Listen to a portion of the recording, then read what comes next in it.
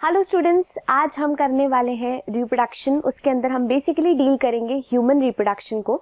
So last class में हमने start किया था ह्यूमन रिप्रोडक्शन का छोटा सा पार्ट। इनफैक्ट उसके अंदर सिर्फ हमने बेसिक डिटेल्स को ही डील किया था। हमारा मोटिव है कि आज कैसे भी करके हमें ये चैप्टर यहीं के यहीं खत्म करना है। तो बिल्कुल ध्यान से सुनेंगे क्योंकि आज का लेक्चर बहुत ही ज्यादा क्विक रहेगा, क्योंकि हमें पूरा ही चैप्टर आज वाइंड अप करना है। ठीक है, सो लास्ट क्लास में मैंने क्या पढ़ाया था एक बार मैं क्विकली बता देती हूँ। देखो, हमने इससे स्टार्ट किया था human reproductive system. Human reproductive system में भी हमने स्टार्ट किया था male reproductive system. Male reproductive system में भी मैं कुछ पार्ट्स का काम आपको बता चुकी थी, जैसे कि स्क्रोटम हम देख चुके थे, टेस्टिस को हम डिटेल में देख चुके थे। ये देखो, ये रहा टेस्टिस वाला पार्ट, ये मैंने तुमको डिटेल में उसी दिन बता दिया था। चलो अब आओ आप नेक्स्ट पे, यहाँ पे ये वाला पार्ट, ये मैं यहाँ से डिस्कस करना मुझे स्टार्ट करना है। देखो, वास्ट डिफरेंस से मुझे स्टार्ट करना है। दैट मीन्स इसके पहले का जितना पार्ट है आई होप तुम लोग पढ़कर आए हो, एज वेल एज तुमको समझ भी आया। चलो, वास्ट डिफरेंस क्या है? इस सेम डंडी जैसा जो तुम्हें ट्यूब जैसा दिख रहा है, इसको 2 मिनट होल्ड करो। यहाँ पे देखो, ये देखो, अगर आप यहाँ पे देख पा रहे हो तो इधर की साइड से एक वास्ट डिफरेंस निकल रहा है लाइक दिस। ये देखो, इधर से निकला, और एक इधर की साइड से वास्ट डिफरेंस निकल रहा है लाइक दिस। दिख रहा है दोनों साइड।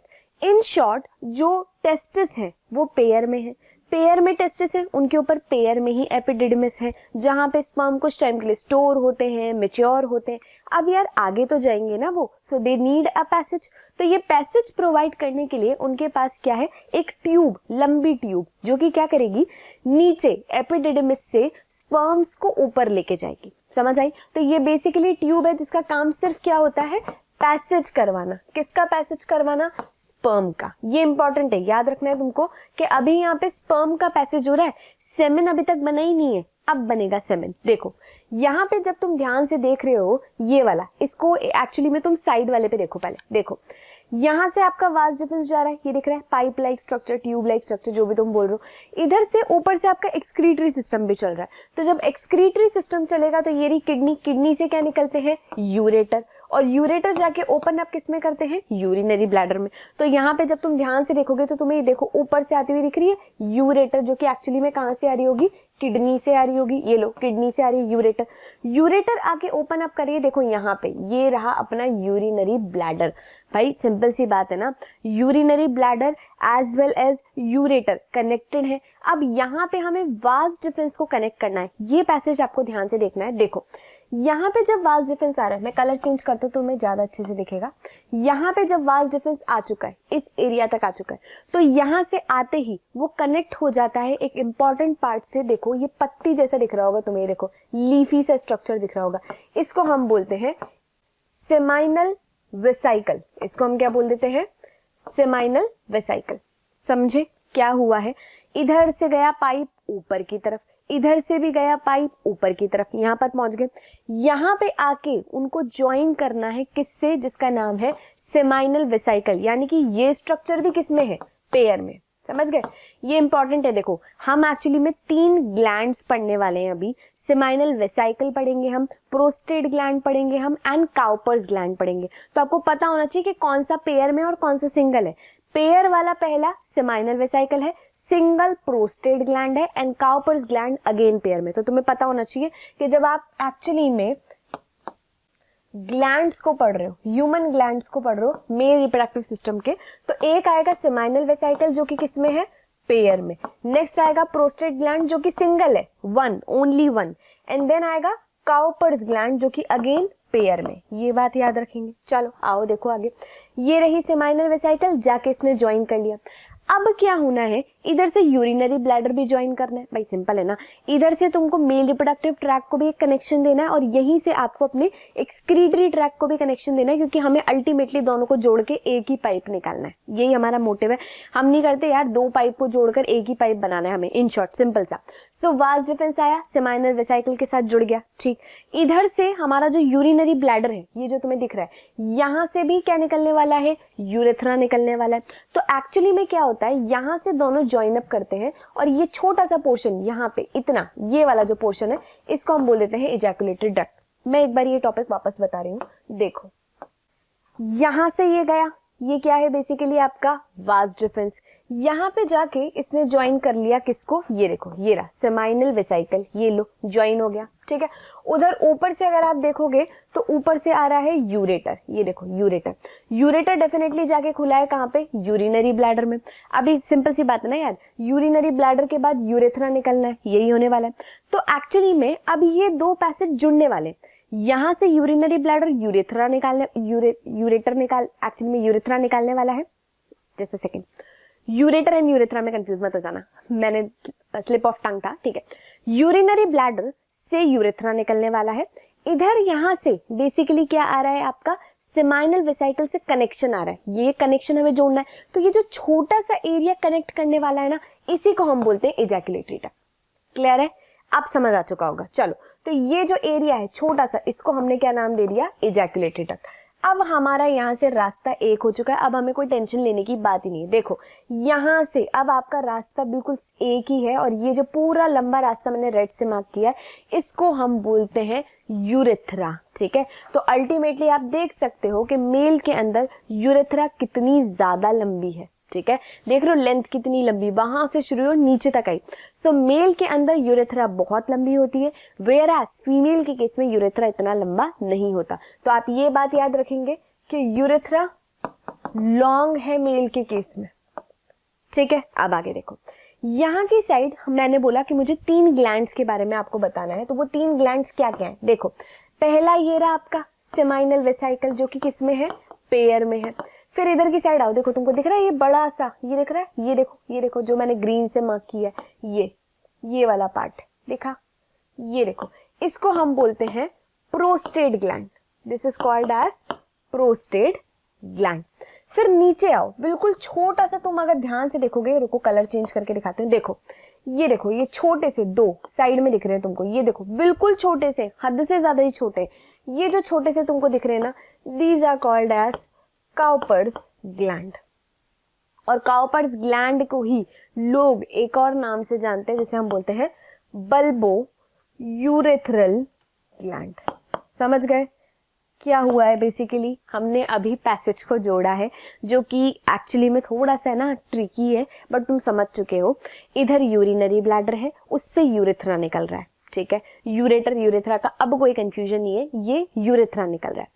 इधर की साइड से वास डिफरेंस आया, सेमाइनल वेसिकल को जोड़ गया। अभी इसको भी इसी में जाके जोड़ना है, तो ये जो छोटा सा पैसेज जोड़ने वाला है ना, उसी को हमने नाम दे दिया एजैकुलेटरी डक्ट, जो कि किसके बाद बना है, वास डिफरेंस के सेमाइनल वेसिकल से जुड़ने के बाद बना है, ठीक है। अल्टीमेटली कुछ इस तरीके से ये आया, और इधर से ये दिख रहा है तुम्हें, यहां से अब जो इतना सा पाइप निकला, इसको हमने नाम दे दिया एजैकुलेटरी डक्ट, ठीक है। अब जब जाके ये इधर से एक छोटा सा पाइप आ रहा है, जिसको हम क्या बोल रहे हैं, यूरेथ्रा ही बोल रहे हैं। यहां से जब ये पूरा proper as in single pipe निकल रहा है, तो हमने इसको प्रॉपर नाम दे दिया यूरेथ्रा।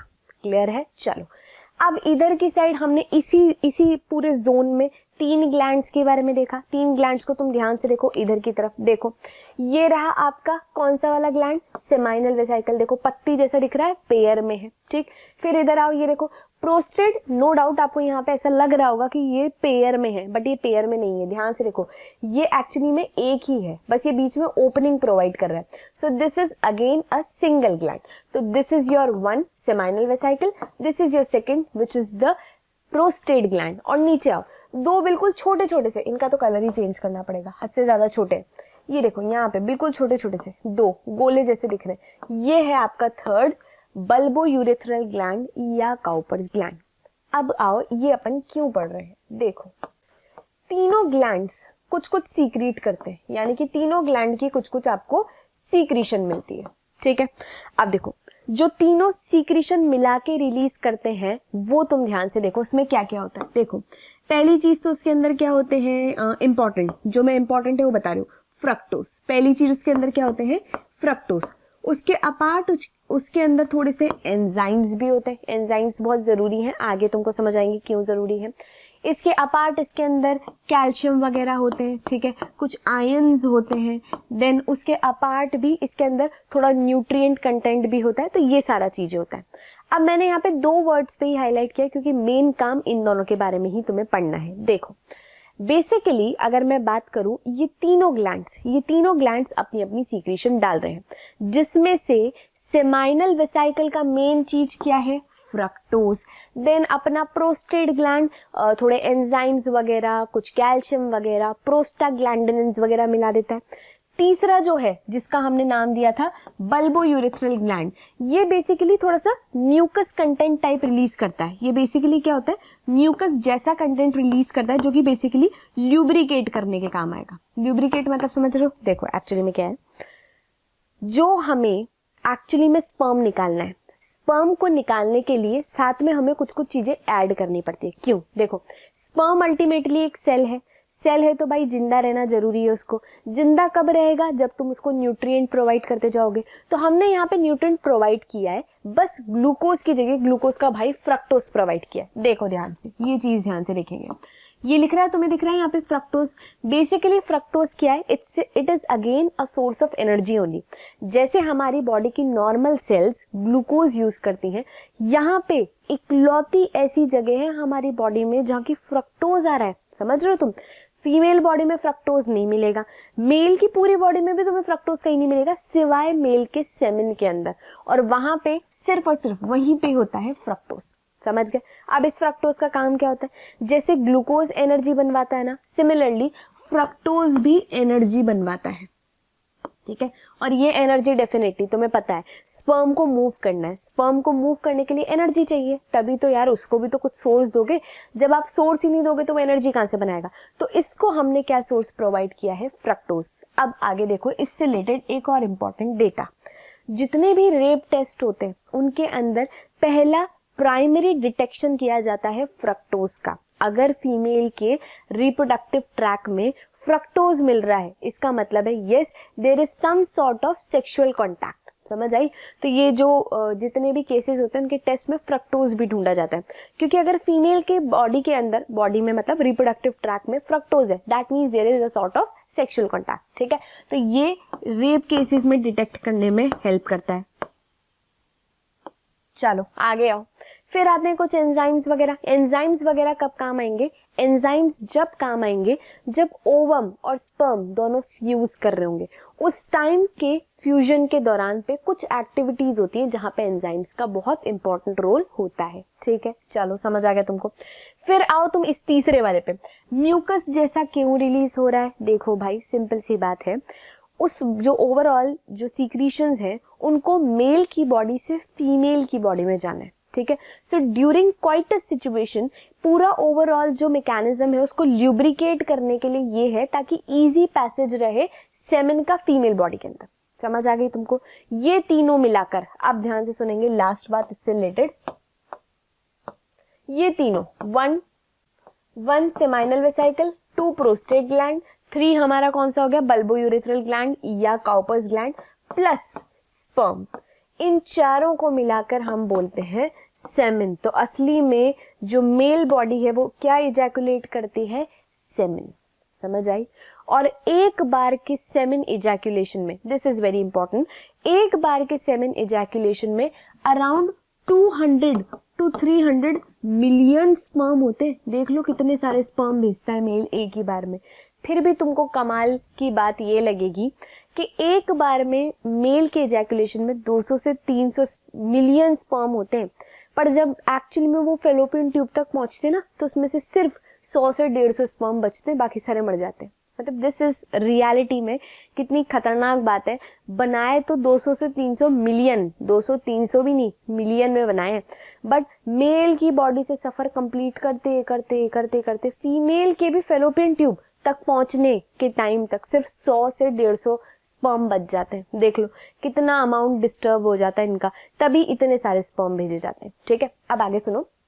इन 200 से 300 मिलियन स्पर्म के अंदर अराउंड ऐसा माना जाता है कि भाई अगर मैं काउंट करूं कि स्पर्म कैसे है, तो देखा जाता है कि ऑन एन एवरेज 60% स्पर्म जो है वो नॉर्मल शेप एंड साइज के होने चाहिए। कैसे होने चाहिए, नॉर्मल शेप एंड साइज के। भाई मतलब जैसे स्पर्म का एक प्रॉपर शेप होता है ना, तो ऐसे ही होना चाहिए, प्रॉपर शेप हो, प्रॉपर टेल वगैरह सब हो। ठीक है, एंड उसमें से भी 40% विग्रसली मोटाइल हो। विग्रसली मोटाइल का मतलब समझते हो, खूब दो जोर से भागने की एबिलिटी रखें। भाई देखो स्पर्म का मूवमेंट, जैसे अपन नहीं देखते कितनी सारी मूवियों में स्पर्म का मूवमेंट को एक रेस की तरह कंपेयर किया जाता है, तो this is a very big fact. Sperms के बीच में एक्चुअली में एक रेस ही लगती है, सारे में से कौन ऊपर पहुंचेगा, ठीक है। तो भाई पहुंचेगा तो वही ना जिसकी स्पीड तेज है, और स्पीड तेज का मतलब है उसकी मोटिलिटी ज्यादा है। मोटिलिटी किससे डिसाइड होती है, उसकी टेल से डिसाइड होती है। तो ऐसा माना जाता है कि भाई 200 से 300 मिलियन स्पर्म में अराउंड 60% तो नॉर्मल शेप एंड साइज के होने चाहिए ताकि उनमें कोई डिफेक्ट ना हो, और अराउंड उसमें 40% विग्रसली मोटाइल होने चाहिए, खूब जल्दी भागे। जो जितना जल्दी भागेगा वो उतना ही जल्दी फेलोपियन ट्यूब तक पहुंचेगा। क्लियर है ये बात? चलो अब एक बार देख लेते हैं थोड़ा सा आगे का पार्ट। अच्छा पहले स्पर्म का स्ट्रक्चर यही निपटा लेते हैं अपन। देखो ये जिस स्पर्म के स्ट्रक्चर की हम बात कर रहे हैं ना, उसका स्ट्रक्चर ध्यान से देखेंगे। देखो ये एक्चुअली में 4 मेन पार्ट होते हैं इसका। एक होता है हेड, एक होता है नेक, एक होता है मिडिल पीस और एक होता है टेल। ये 4 मेन पार्ट होते हैं। पहला इंपॉर्टेंट पार्ट क्या है, ये देख लो हेड। ये रहा इसका हेड, दिख रहा है तुमको हेड। इस हेड में बेसिकली देखो प्लाज्मा मेम्ब्रेन की कवरिंग तो रहेगी सी, क्योंकि है तो अल्टीमेटली सेल। यहाँ पे है इसका न्यूक्लियस, दिस इज इंपॉर्टेंट। ये न्यूक्लियस हैप्लॉइड न्यूक्लियस है, ये तुम्हारे लिए बहुत इंपॉर्टेंट है कि जो न्यूक्लियस आ रहा है स्पर्म के अंदर दैट इज हैप्लॉइड। हैप्लॉइड मतलब समझ रहे हो ना, आधा कंटेंट लेके आया है। तो अपने अंदर अब तुम बताओगे ह्यूमंस के अंदर कितने क्रोमोसोम होंगे इसके अंदर, समझ गए तुम। ये हैप्लॉइड न्यूक्लियस है तो तुम्हें बताना है कि ये एक मेल का स्पर्म कितने क्रोमोसोम लेकर आया है इस न्यूक्लियस के अंदर, ठीक है। चलो आगे आओ। न्यूक्लियस है तो साइटोप्लाज्म होगा, देखो ये रहा साइटोप्लाज्म में। तो नेक्स्ट चीज यही कहीं लिख रही होगी, नहीं लिख रही, चलो मैं लिख देती हूँ। यहाँ पर नेक्स्ट चीज है साइटोप्लाज्म, ठीक है। और मोस्ट इंपॉर्टेंट चीज इसके आगे, जैसे ना इसका सर है, इसके सर पे एक टोपी जैसा स्ट्रक्चर होता है। ये देखो ये रहा ओवरऑल, ये देखो ये रहा वो टोपी जैसा स्ट्रक्चर, ये दिख रहा है तुमको। दिस टोपी जैसा structure is called as acrosome. इसको हम क्या बोलते हैं, एक्रोसोम। और इस एक्रोसोम में क्या भरे होते हैं, खूब सारे एंजाइम्स जिनको हम बोलते हैं hydrolytic enzymes. These enzymes are called as hydrolytic enzymes, ठीक है। और ये हाइड्रोलाइटिक एंजाइम्स बेटा मान के चलो, जो स्पर्म एक्चुअली में जो ओवा है उसके अंदर जो पेनिट्रेट करके अपना कंटेंट रिलीज करता है, उसमें जो ओवम का कंटेंट तोड़ने में यही हेल्प करता है, समझ गए तुम। सो एक्रोसोम बेसिकली क्या करेगा, फर्टिलाइजेशन के टाइम पे ओवम में पेनिट्रेट करने में हेल्प करेगा स्पर्म को, ताकि वो अपने कंटेंट को रिलीज कर सके, ठीक है। चलो अब आओ पीछे की साइड। ये जरा सा बिल्कुल छोटा सा एरिया दिख रहा है तुम्हें, दिस छोटा सा एरिया इज कॉल्ड एज नेक, गर्दन। बहुत छोटी सी है स्पर्म की गर्दन। फिर आओ पीछे की साइड, पीछे आपको दिख रहा है देखो लंबा सा एरिया, ये एरिया कहलाता है मिडिल पीस। और इसमें तुम्हें दिख रहे हैं ये सारे जो स्ट्रक्चर्स दिख रहे हैं, बेसिकली दीज आर माइटोकॉन्ड्रिया। क्या है ये, माइटोकॉन्ड्रिया।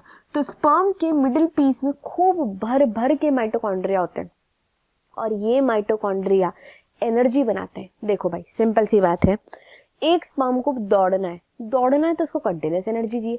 एनर्जी देने के लिए तुम्हें माइटोकॉन्ड्रिया चाहिए। तुम्हें पता है ना भाई अपन कौन सा ऑर्गेनिज्म है, एरोबिक ऑर्गेनिज्म है। एरोबिक है तो हमें कंटिन्यूअसली ऑक्सीजन चाहिए, ऑक्सीजन से ही फिर हम फटाफट मेटाबोलाइज करके क्या बनाते जाते हैं, एटीपी। तो इसको जल्दी जल्दी एनर्जी प्रोवाइड करने के लिए माइटोकॉन्ड्रिया दिया जाता है खूब सारा, ताकि ये खूब सारी एनर्जी बना सके। क्लियर है। और बस आखिरी में आ जाओ टेल। टेल तो तुमको पता ही है क्यों है, जितनी बढ़िया इसकी लंबी मस्त टेल दिख रही है सांप के जैसी, ये क्यों है, ताकि ये फटाफट मूव करके जा सके। कहाँ पे जाना है इसने, अल्टीमेटली इसको अल्टीमेटली पहुंचना है फेलोपियन ट्यूब में, समझ गए। चलो ये लो हमने स्ट्रक्चर पढ़ लिया मेल के स्पर्म का। चलो अब आगे आओ। अब देखो यहां से ये पैसेज अपन पढ़ चुके, बस लास्ट हमें देखना है, ये रहा यूरेथ्रा। ये देखो ये लंबा सा पूरा पार्ट यहां से लेकर यहां तक, this is urethra. Now most important thing is male के केस में urinary track and excretory track is same. क्या बोला मैंने, यूरिनरी ट्रैक यानी कि यूरिन भी यहीं से निकलेगा, एंड दूसरा यहाँ पे सेमेन भी यहीं से निकलेगा। यानी कि जो यूरेथ्रा है ना, वो स्पर्म की जगह सेमेन वर्ड ज्यादा सही रहेगा। सेमेन एंड यूरिन को निकालने के लिए कॉमन ट्रैक है, ठीक है। तो यहां से ये किस पैसेज से निकलेगा, ये रहा पूरा पैसेज, ठीक है। अब इसको निकालने के लिए ये ओवरऑल एरिया बाहर से एक मस्कुलर ऑर्गन से कवर्ड रहता है। ये देखो, ये रहा वो बाहर का muscular organ, and this muscular organ is called as penis. ठीक है, अब इसका काम यही है कि यहां से यूरिन भी निकालना है और यहां से सेमेन को भी निकालना है, बस ये काम इसका। ठीक है, चलो अब आ जाओ, ये मेन अपन ने देख लिया, ह्यूमन का जो मेल एक्सक्रीटरी सिस्टम है उसका मेन देख लिया।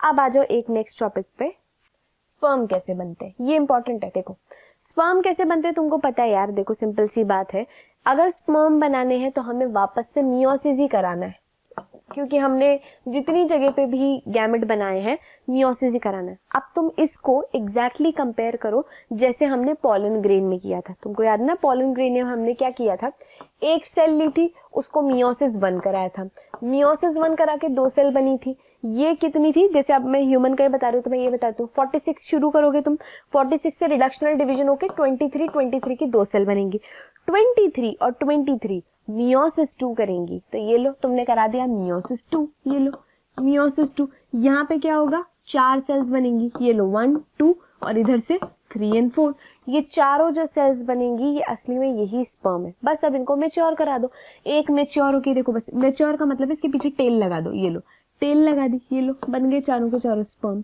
यही सेम मेथड मैंने तुम्हें पॉलन ग्रेन में पढ़ाया था। बस अब देख लो एक बार नाम, देखो ये रही स्पर्मेटोगोनियम। गोनियम का मतलब क्या होता है, जो याद है मैंने तुमको बताया था सेमिनिफेरस ट्यूब्यूल, सेमिनिफेरस ट्यूब्यूल में ये रही मेल जर्म सेल एंड ये रही हमारी सर्टोली सेल, यही पढ़ा था हमने। ये लंबी लंबी जो थी ये है हमारी सर्टोली सेल और जो छोटी छोटी सी क्यूबॉइडल है ये है हमारी मेल जर्म सेल। सो इस मेल जर्म सेल के अंदर क्या होता है, देखो मेल जर्म सेल सोचती हैं कि यार हम अगर मियोसिस कर लेंगे तो फिर हमारा नंबर कम हो जाएगा, तो हम पहले तो क्या करते हैं, माइटोसिस करके अपना नंबर बढ़ाते हैं। सिंपल है ना यार, देखो सिंपल सी बात है, यहाँ पे नंबर बढ़ाने से जरूरी है क्योंकि इन बेचारों को तो एक बार में ही 200 से 300 मिलियन स्पर्म बनाने। अगर ये खुद ही डिवाइड करने लग गए तो एक टाइम तो ऐसा आएगा कि मेल के टेस्टिस में सेल ही नहीं बचेगी स्पर्म बनाने के लिए, तो ये बहुत होशियारी से काम लेते हैं। पहले ये अपना नंबर डबल करते हैं, देखो ध्यान से देखो, ये रहा स्पर्मेटोगोनियम, ये देखो डिवाइड हो रहा है, ये डिवाइड हो रहा है, ये कंटिन्यूसली डिवाइड हो रहा है, ये सिर्फ अपना नंबर इंक्रीज करने के लिए डिवाइड हो रहा है। ठीक है, अब इसको मैं ऐसे याद रखती हूँ, गोनिया साइट साइट टिडजोआ, मुझे तो ऐसे याद रहता है, मतलब मैंने 12th में भी ऐसे याद किया था इसको, गोनिया साइट साइट टिडजोआ, गोनिया साइट साइट टिडजोआ। देखो तुमको भी याद हो जाएगा, तुम 2 बार बोलोगे तो। अब देखो पहली सेल है स्पर्मेटोगोनिया, देख लो गोनिया स्पर्मेटोगोनिया, वरना अगर तुम इस ट्रिक से याद नहीं करोगे ना तुम खुद ही कंफ्यूज हो जाओगे, कौन सा स्पर्म क्या का स्पर्म, लास्ट तक नाम ही समझ नहीं आएंगे। ठीक है, अब देखो यहां से हमने क्या किया, एक स्पर्मेटोगोनिया को थोड़ा सा बड़ा कर दिया, समझ रहे हो। अब ये छोटे से स्पर्मेटोगोनिया बने, अब इनको बोला बेटा अब तुझे मियोसिस करना है तो थोड़ा सा ना अच्छे से खड़ा हो जाए ढंग से, ठीक। तो इसको प्रॉपर्ली अपन ने ग्रो करवा दिया, ये देखो ग्रो करके क्या बन गया, प्राइमरी स्पर्मेटोसाइट, ये लो प्राइमरी स्पर्मेटोसाइट। ठीक है, अब प्राइमरी स्पर्मेटोसाइट उठता है, अब डिवाइड करना शुरू कर देता है, उठ गया और अब उसने डिवाइड करना शुरू कर दिया। जब वो डिवाइड करना शुरू करेगा तो उसने डेफिनेटली पहला मियोसिस 1 ही करना पड़ेगा। मियोसिस 1 मैंने तुमको बताया ये ऐसा डिवीजन है जहां पे आपको ना चाहते हुए भी अपने क्रोमोसोम्स को आधा करना ही पड़ेगा। मेरे पास 46 है तो मुझे सेल में एक को 23 देना पड़ेगा और दूसरे को भी 23 देना पड़ेगा। तो बस ये देखो सिंपल सा है, 2n यानी कि अपने लिए 46, ये लो डिवाइड करके 2 सेल्स बनी 1 और 2। ये जो 2 नई सेल्स बनी इनको हम बोलते हैं सेकेंडरी स्पर्मेटोसाइट, ये लो ये लिख लो सेकेंडरी स्पर्मेटोसाइट। क्लियर है। अब डेफिनेटली सेकेंडरी स्पर्मेटोसाइट को क्या करना पड़ेगा, मियोसिस 2, तभी तो मियोसिस कंप्लीट होगा। तो बस ये देखो मियोसिस 2 1 2 3 और 4, ये लो एज इट इज यही सेल्स बन गई। ये जो चारों सेल्स बनी हैं इनको हम क्या बोलेंगे, देखो टिड आया ना, स्पर्मेटिड, इजी है। अब आगे देखो स्पर्मेटिड, अभी इसे गोले गोले, ये गोले गोले, पर स्पर्म ऐसा गोला गोला तो नहीं होता, स्पर्म को तो टेल चाहिए, स्पर्म का तो प्रॉपर स्ट्रक्चर है। तो इसको थोड़ा सा ना मॉडिफाई करना पड़ेगा। जैसे नहीं अपन पार्लर जाके तैयार होकर आते हैं, मेकअप ब्यूटी पार्लर करवा के आते हैं ना लोग सब, है ना, आजकल तो लड़के भी खूब सारे जाते हैं। सो बेसिकली क्या होता है, एक मेकओवर की जरूरत है इसको। ये भी से ना गोला सा पड़ा हुआ है, इसको टेल देनी है, इसको थोड़ा सा ना मस्त शेप देना है, वो सांप जैसा। तो यहाँ पे ये जो स्ट्रक्चर दिया हमने, ये जो एक्चुअली में स्ट्रक्चर दिया, इसको हम डिफरेंशिएशन बोलते हैं। तो ये देखो लिख रहा है सेल डिफरेंशिएशन, और फाइनली आ गए आपके स्पर्म्स, जिन्हें हम बोलते हैं स्पर्मेटोजोआ। तो देखो गोनिया, स्पर्मेटोगोनिया, डिवाइड, एक्चुअली में डिवाइड करने के बाद एक सेल को हमने मैच्योर बढ़िया मस्त सेल ग्रोथ करा दी, primary spermatocyte. Meiosis 1 secondary spermatocyte, उसके बाद मियोसिस 2 स्पर्मेटिड, और फाइनली तुमको अब डिफरेंशिएशन कराना है ताकि मस्त स्पर्म बन जाए। तो ये आ गया स्पर्मेटोजोआ। इसी स्पर्मेटोजोआ को हम लोग बोल देते हैं स्पर्म। तो आप स्पर्म बोलो चाहे स्पर्मेटोजोआ बोलो, there is no difference between these two term. Clear है? चलो अभी जो तुमने ये पूरा मेथड देखा ना, आपने बहुत ही इंपॉर्टेंट मेथड पढ़ लिया और आपको पता चल गया कि मेल के अंदर, अगर हम बात करें ह्यूमन मेल के अंदर, एक सेल स्टार्ट करती है, एक सेल स्टार्ट करती है और आपको कितने गैमेट मिलते हैं लास्ट में जाके? 4 गैमेट। ये लाइन मैंने इसलिए लास्ट में लिखी है, कई बार ऐसा क्वेश्चन आता है कि हमने फलानी मतलब कितनी बार मियोसिस कराया। जैसे हमने ना एक मेल के अंदर 25 बार मियोसिस कराया एक सेल का, ये सपोज करो 200 सेल का, 200 सेल का। चलो मैं क्वेश्चन ही दे देती हूँ, तुम करके देखना। मियोसिस करवाया मैंने, ठीक है, मैंने अराउंड 200 सेल का मियोसिस कराया, ठीक है, और अब मुझे बताओ कि फाइनली जाके मुझे कितने स्पर्म मिलेंगे। क्या बोला मैंने, वापस सुन लो, क्वेश्चन बहुत ही इजी है। मैंने मियोसिस कराया, 200 सेल का मियोसिस कराया, अब मुझे बताओ फाइनली कितने स्पर्म मिलेंगे। या कभी कभी क्वेश्चन आ जाता है कि मैंने एक सेल से अराउंड कितने बनाए, 16 स्पर्म बनाए, ठीक है, एक सेल से अराउंड 16 स्पर्म बनाए। अब बताओ यहाँ पे कितनी बार मियोसिस करवाया होगा।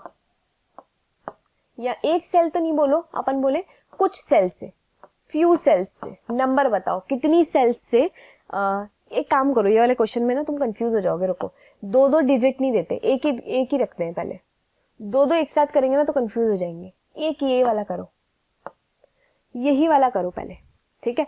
फिर इसके बाद एक सीड वाला क्वेश्चन सबसे कॉमन रहता है, जैसे प्लांट में होता है कि टोटल हमने 500 सीड बनाई, ऐसा क्वेश्चन कई बार आता है। टोटल हमने 500 सीड बनाई। अब बताओ इसको बनाने के लिए मेल ने कितनी बार मियोसिस किया होगा और फीमेल ने कितनी बार मियोसिस किया होगा। इजी है, ठीक है। फिर एक क्वेश्चन इसी में ऐड हो जाता है, मतलब क्वेश्चन की तो बहुत सारी बहार है, पहले तुम इन दोनों को करो, काफी है। चलो आगे आओ। ये जो मेथड मैंने तुम्हें बताया, this is called as spermatogenesis. Spermatogenesis. तो आपने अभी पढ़ लिया मेल में किस तरीके से स्पर्म बनते, बस खत्म। मेल तो कोई दिक्कत ही नहीं है। चलो अब आगे फाइनल देख लो। ये रहे ऐसे, देखो खूब सारे स्पर्म बन गए, ये बन गए, दिख रहे हैं तुमको स्पर्म खूब सारे। अब बस ये रही इनकी सर्टोली सेल्स, और सर्टोली सेल इन्हें क्या प्रोवाइड कर देगी, न्यूट्रिशन, ताकि जब तक स्पर्म टेस्टिस में रहेंगे इनकी डेथ नहीं होगी, इनको न्यूट्रिशन मिलता रहेगा प्रॉपर। देखो ये दिख रहा है तुमको, ये रहा टेस्टिस, टेस्टिस के अंदर सेमिनिफेरस ट्यूब्यूल, सेमिनिफेरस ट्यूब्यूल में एक सेल को जूम करके दिखा रहे, ये रही डिवाइडिंग सेल्स, देखो जो करती जा रही है अपना डिवीजन। फाइनली ये बन गए स्पर्म, इन्होंने अपना हेड डाल दिया सर्टोली सेल में, सर्टोली सेल इन्हें न्यूट्रिशन प्रोवाइड करी और ये रहा तुम्हारा एक स्पर्म। क्लियर है? चलो आगे चलते हैं। अब बस स्टार्ट करते हैं फीमेल। आज का मोटिव है हमें कैसे तैसे कर कर ये टॉपिक कंप्लीट करना है ना। चलो लेट्स स्टार्ट। नाउ सी, अब हम स्टार्ट करते हैं फीमेल पार्ट। फीमेल पे हम अभी क्या देख रहे हैं, फीमेल रिप्रोडक्टिव सिस्टम। देखो फीमेल रिप्रोडक्टिव सिस्टम ना मेल के कंपैरिजन में इजी होता है समझना, बट हाँ ये बात याद रखो कि फीमेल की बॉडी कंपैरेटिवली ज्यादा कॉम्प्लेक्स होती है मेल से, ठीक है।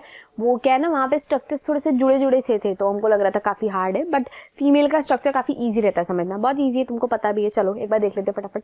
देखो फीमेल में भी प्राइमरी ऑर्गन होगा और सेकेंडरी ऑर्गन होगा। प्राइमरी में यहाँ पर आता है ओवरी। कौन सा पार्ट आता है, कौन सा ऑर्गन आता है, ओवरी। ओवरी भी अगेन पेयर में, देखो एक यहाँ से निकला, एक यहाँ से निकला, ये देखो, देखा ये क्या है प्राइमरी ऑर्गन। प्राइमरी ऑर्गन की दो जिम्मेदारियां होती हैं जो तुमको अब पता है। पहली चीज इनकी जिम्मेदारी होती है गैमेट बनाना। तो कौन सा गैमेट बनाती है ये? ओवम। ठीक है, ओवम को ही कुछ बुक्स में ओवा भी लिखा हुआ होता है, ये भी सही है। ओवा को ही कुछ बुक्स में एग भी बोल देते हैं। ओवा, ओवम, एग, तुम्हारी मर्जी हो जो तुम बोलो, बट तुम्हें याद रखना है कि तीनों एक के ही नाम है। ठीक है, जैसे किसी बच्चे का नाम नहीं होता चिंटू, मिंटू, पिंटू, सभी नाम रख देते हैं उसका, और उसका स्कूल का नाम कुछ और होता है, सिमिलरली सेम है। ठीक है, तो there will be no confusion between these three terms. अब आओ नेक्स्ट पे। दूसरा काम होता है गैमेट बनाने के अपार्ट हार्मोन बनाना। अब मैंने तुम्हें बोला फीमेल की बॉडी कॉम्प्लेक्स है, तो भाई हार्मोन भी यहाँ पर दो हैं। एक हार्मोन का नाम होता है एस्ट्रोजन और दूसरे हार्मोन का नाम होता है प्रोजेस्टेरॉन। ठीक है, एस्ट्रोजन एंड प्रोजेस्टेरॉन। अब देखो, फीमेल में भी सेकेंडरी सेक्सुअल कैरेक्टरिस्टिक्स आने। सेकेंडरी सेक्सुअल कैरेक्टरिस्टिक्स का मतलब तो तुम समझते ही हो, सेकेंडरी फीचर डेवलप होना। तो फीमेल में सेकेंडरी फीचर डेवलप करवाने में एस्ट्रोजन इन्वॉल्व होता है, समझ रहे हो? सेकेंडरी फीचर यानी कि जो भी एडोलेसेंस के टाइम पे जो चेंजेस आते हैं उनमें एस्ट्रोजन की बहुत अहम भूमिका होती है। This is the main hormone for secondary sexual characteristics. But अगर हम बात करें प्रोजेस्टेरॉन की, तो प्रोजेस्टेरॉन को आपने याद रखना है P for progesterone, P for pregnancy. क्या याद करेंगे? P for progesterone, P for pregnancy. So female में प्रेगनेंसी मेंटेन करने के लिए प्रोजेस्टेरॉन बहुत इंपॉर्टेंट होता है। समझ गए? ओवरी का काम समझ गए, गैमेट बना दिए, हार्मोन बना दिए, एक नहीं दो हार्मोन बना दिए, क्योंकि भाई देखो फीमेल की बॉडी कॉम्प्लेक्स है तो हार्मोन भी दो चाहिए। ठीक, अब आगे आओ नेक्स्ट पार्ट पे। नेक्स्ट आप आओ यहाँ पे, ये देखो इधर से ये वाला पार्ट स्टार्ट हो रहा है। ये पहले तो फिंगर लाइक प्रोजेक्शंस दिख रही हैं आप लोग को, एंड देन आपको दोनों साइड से पाइप लाइक स्ट्रक्चर दिख रहे हैं, दोनों पाइप जैसे दिख रहे हैं, ट्यूब जैसे। तो ये जो दोनों साइड से ट्यूब जैसे स्ट्रक्चर दिख रहे हैं, these are called as Fallopian tube या फिर ओविडक्ट। इनको हम क्या बोलते हैं? फेलोपियन ट्यूब या फिर ओविडक्ट। देखो, फेलोपियन ट्यूब या ओविडक्ट को भी फर्दर हम पार्ट्स में डिवाइड करते हैं। देखो यहाँ मैं इस वाले डायग्राम में दिखा रही हूँ, ये देखो ये पूरा आपको दिख रहा है फेलोपियन ट्यूब ही है। अब देखो आगे इसमें कुछ ऐसे फिंगर जैसे प्रोजेक्शंस होते हैं, these finger like projections are called as fimbriae. क्या बोलते हैं इन फिंगर लाइक प्रोजेक्शन को? फिम्ब्रियाई। कितना आसान है याद करना, फिंगर फिम्ब्रियाई, फिंगर फिम्ब्रियाई, फिंगर जैसे प्रोजेक्शन फिम्ब्रियाई। ठीक है, अब आगे आओ, इधर वाला पार्ट, ये जो पूरा पार्ट होता है इसको हम बोलते हैं, इधर लिख रही हूं मैं, इसको हम बोलते हैं इनफंडिबुलम। देखो मैंने क्या बोला, ये मेरा हाथ है, तुम इस हाथ को ही समझ लो, यही है फेलोपियन डक्ट, इधर दिख रहा होगा। ठीक है, ये पहले फिंगर लाइक प्रोजेक्शन आ रहे हैं, इन फिंगर लाइक प्रोजेक्शन को हम बोलते हैं फिम्ब्रियाई। ठीक है, फिर ये जो आगे तुम्हें ये एरिया दिख रहा है, ये वाला, this portion, starting portion is called as infundibulum. क्या बोलते हैं इसको हम? इनफंडिब्यूलम। ठीक है, इसके आगे की साइड, यहां तक अपन ने मान लिया इनफंडिबुलम हो गया, इसके आगे का जो रीजन होता है, नेक्स्ट रीजन होता है, उसको हम बोलते हैं एम्प्यूला। सो नेक्स्ट को हम क्या बोलते हैं? एम्प्यूला। ठीक है, नेक्स्ट को हमने एम्प्यूला बोल दिया। और तीसरा वाला जो फाइनली यूट्रस में ओपन हो रहा है, दिख रहा है तुमको? ये देखो, ये पाइप जैसा यूट्रस में ओपन हो रहा है, this is called as isthmus. तो आपने जो फेलोपियन ट्यूब पढ़ी, उस फेलोपियन ट्यूब में मेनली 3 पार्ट होते हैं।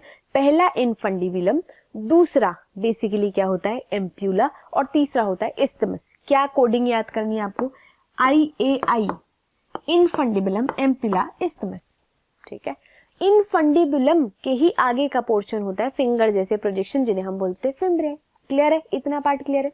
और फेलोपियन ट्यूब को ही प्यार से लोग क्या बोल देते हैं? ओविडक्ट। तो कहीं ओविडक्ट और फेलोपियन ट्यूब में कंफ्यूज मत होना, दोनों सेम ही है। ठीक है, चलो अब आगे आओ। अब ये ओपन हो रहा है एक बड़े से बैग जैसे स्ट्रक्चर में, देखो दिख रहा है तुम्हें, एक बड़ा सा बैग जैसा स्ट्रक्चर। ये जो बड़ा सा बैग जैसा स्ट्रक्चर दिख रहा है ना, this is called as uterus. Uterus क्या है? एक बड़ा सा बैग जैसा स्ट्रक्चर जहां पे बेबी ग्रो करने वाला है। देखो 2 बातें आपको याद रखनी है। फर्टिलाइजेशन यानी कि मेल एंड फीमेल गैमेट का फ्यूजन फेलोपियन ट्यूब में होता है। जैसे यहाँ पर ये रहा गैमेट रहा और यहाँ पर ये स्पर्म रहा, तो इनका फर्टिलाइजेशन या फ्यूजन कहाँ पर होगा? फेलोपियन ट्यूब में। कैसे याद रहेगा? F for fertilisation, F for Fallopian tube, यानी कि फर्टिलाइजेशन कहाँ पर होगा? फेलोपियन ट्यूब में। बट यार तुम देखो, इतनी छोटी सी पाइप है, इस पाइप में क्या बेबी ग्रो कर सकता है? तुमको लग रहा है इतना बड़ा सारा बेबी निकलता है, वो क्या इतनी सी छोटी सी पाइप में ग्रो कर जाएगा? नहीं ना। तो तुमको ये दिख रही है बड़ी सी एरिया, बड़ी सी एरिया क्यों है? ताकि बेबी अच्छे से ग्रो कर सके। तो ये बड़ा सा बैग जैसा स्ट्रक्चर बनता ही इसलिए ताकि बेबी ग्रो कर सके। सो ये किसके लिए है? बेबी की एंटायर ग्रोथ के लिए, ठीक है। यानी कि अगले फर्टिलाइजेशन के अगले स्टेप्स, यानी कि जो रिमेनिंग ग्रोथ स्टेप्स होंगे वो फाइनली कहां पर होने वाले हैं? यूट्रस के अंदर। यानी कि uterus will be the next part जो कि अगले 9 महीने तक बेबी को ग्रो करवाएगा, ठीक है। अब आओ, यूट्रस में ग्रो करवाने के लिए कुछ तो फीचर डेवलप किए ही होंगे खुद के अंदर। तो yes, they have total 3 membranes.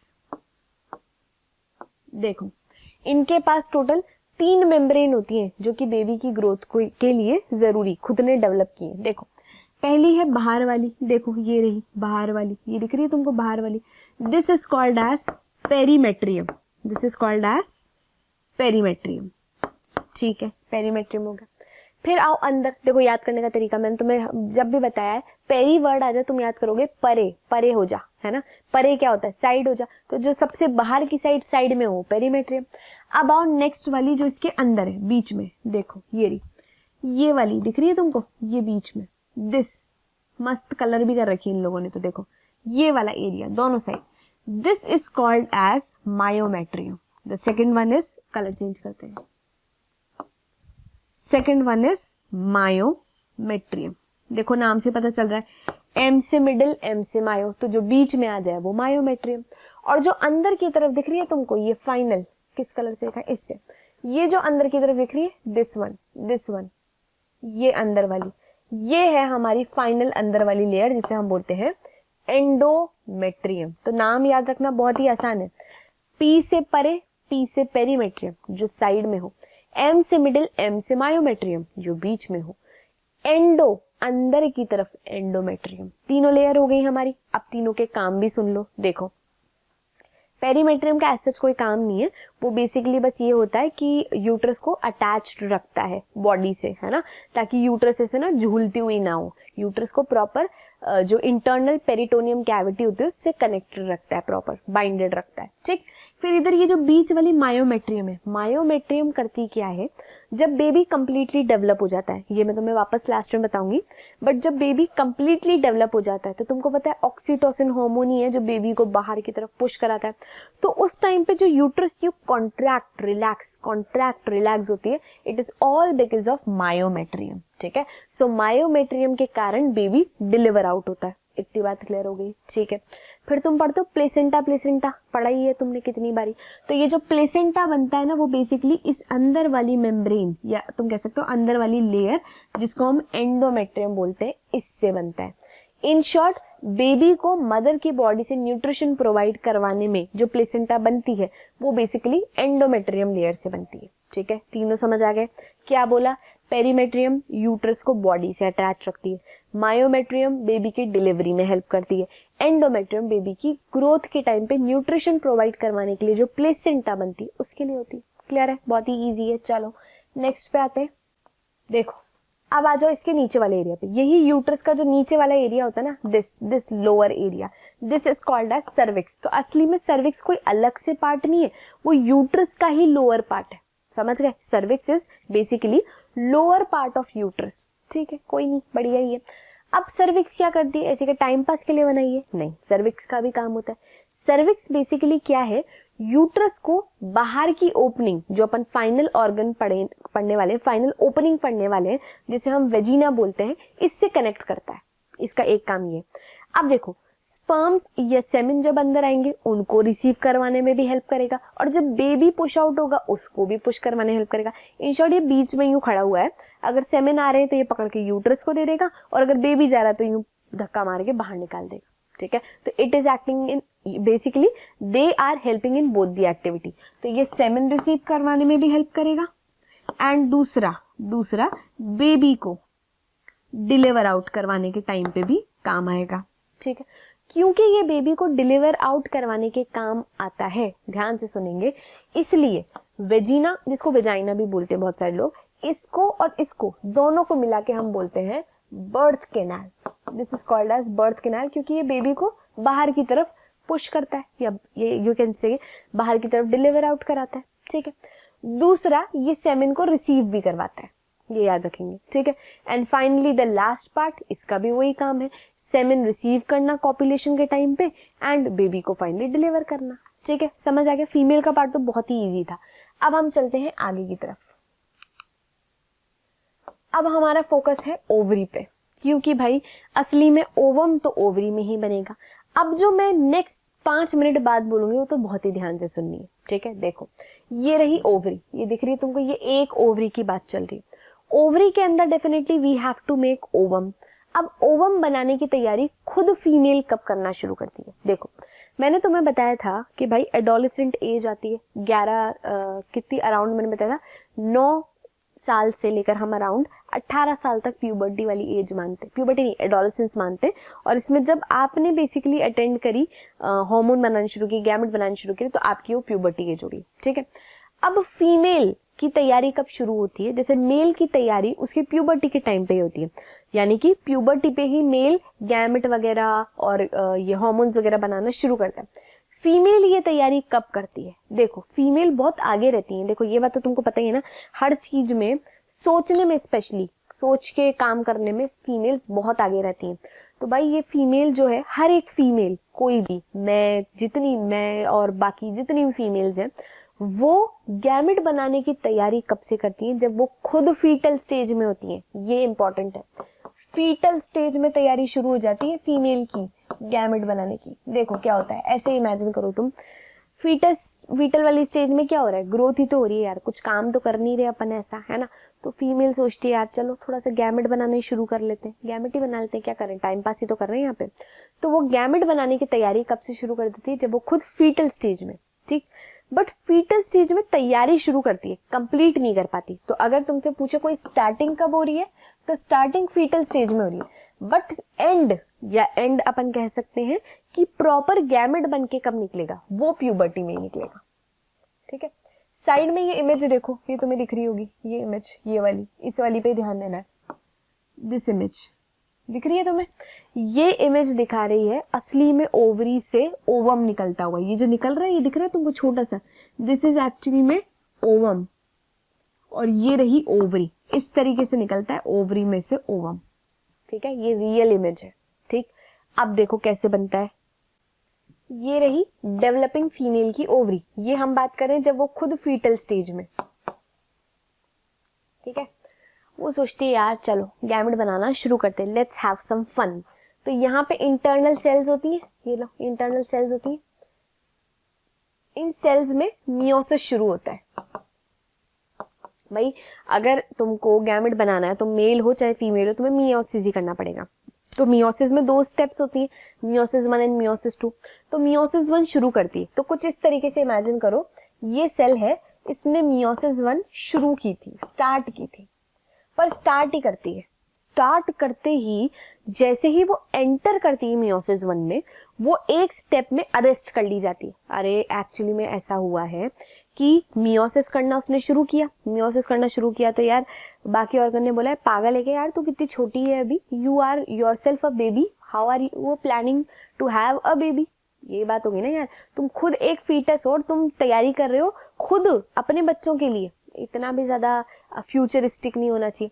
तो ऐसा करके सब इसको डिप्रेस कर देते हैं, सब इसको डिप्रेस कर देते हैं, और ये अपने मियोसिस को वहीं रोक देती है। और इसका मियोसिस रुक जाता है कौन सी स्टेज में? प्रोफेज स्टेज में। इस बेचारी का मियोसिस प्रोफेज स्टेज में अरेस्ट हो जाता है, पुलिस वाले पकड़ लेते हैं इसको। तो पता है ना, नाबालिग लोगों को शादी करना अलाउड नहीं है, तो ये तो नाबालिग छोड़े तो खुद ही फीटल स्टेज में कैसे ही अपनी तैयारियां कर सकती। मतलब ये मैं सिर्फ कहानी बकवास कर रही हूँ तुमको, सिर्फ याद कराने के लिए कि एक्चुअली में फीटल स्टेज में प्रोफेज में अटक जाती है इसकी गाड़ी, ठीक है। मियोसिस 1 शुरू किया था, बेचारी प्रोफेज 1 में अटक जाती है। अब ये सोचती है यार अब क्या करूं, अब तो बोर हो रही हूं मैं, फिर कुछ करूं। मतलब फीमेल्स के अंदर ये जो बॉडी में, ओवरी में काम चल रहा होता है, दे आर सो फ्री कि इनको लगता है कुछ तो काम निपटा ले अपन आगे के लिए, क्या पता आगे टाइम मिले ना मिले, ठीक। तो ये आगे की तैयारी शुरू करते हैं। अब ये सोचते हैं यार मैं आगे क्या करूं, तो कोई बात नहीं, मैं काम करती हूँ, मैं ग्रो करना शुरू कर देती हूँ, ठीक है, मैं ग्रो करना शुरू कर देती हूँ। तो ये असली में ये जो डिवाइड होके बनी, इसको हम बोलते हैं प्राइमरी oocyte। क्या बोला मैंने इसको? Primary oocyte। अभी कहती है यार मैं बोर हो रही हूँ, कुछ तो मजेदार करना चाह रही हूँ मैं। तो ये मजेदार करने के लिए क्या करती है, ये अपने आसपास की जो सेल्स है ना उनको खींच खींच के अपने सिर पे चिपकाना शुरू कर देती है। खुद के आसपास की सेल्स को अपने पास खींच खींच के खुद के ऊपर चिपकाना शुरू कर देती है। तो समथिंग लाइक दिस, इसके आसपास ऐसी सेल्स चिपकना शुरू हो जाती है। इन शॉर्ट ये ग्रोथ करना शुरू कर देती है। ठीक है, आसपास सेल्स इसे मजे के लिए, फन के लिए नहीं चिपका रही है, ये ग्रोथ करना शुरू करिए। दुखी है यार ये बेचारी कि यार मेरे को पूरा मियोसिस भी नहीं करने दिया, ठीक है, जब तक मैं ग्रोथ ही कर लेती हूँ।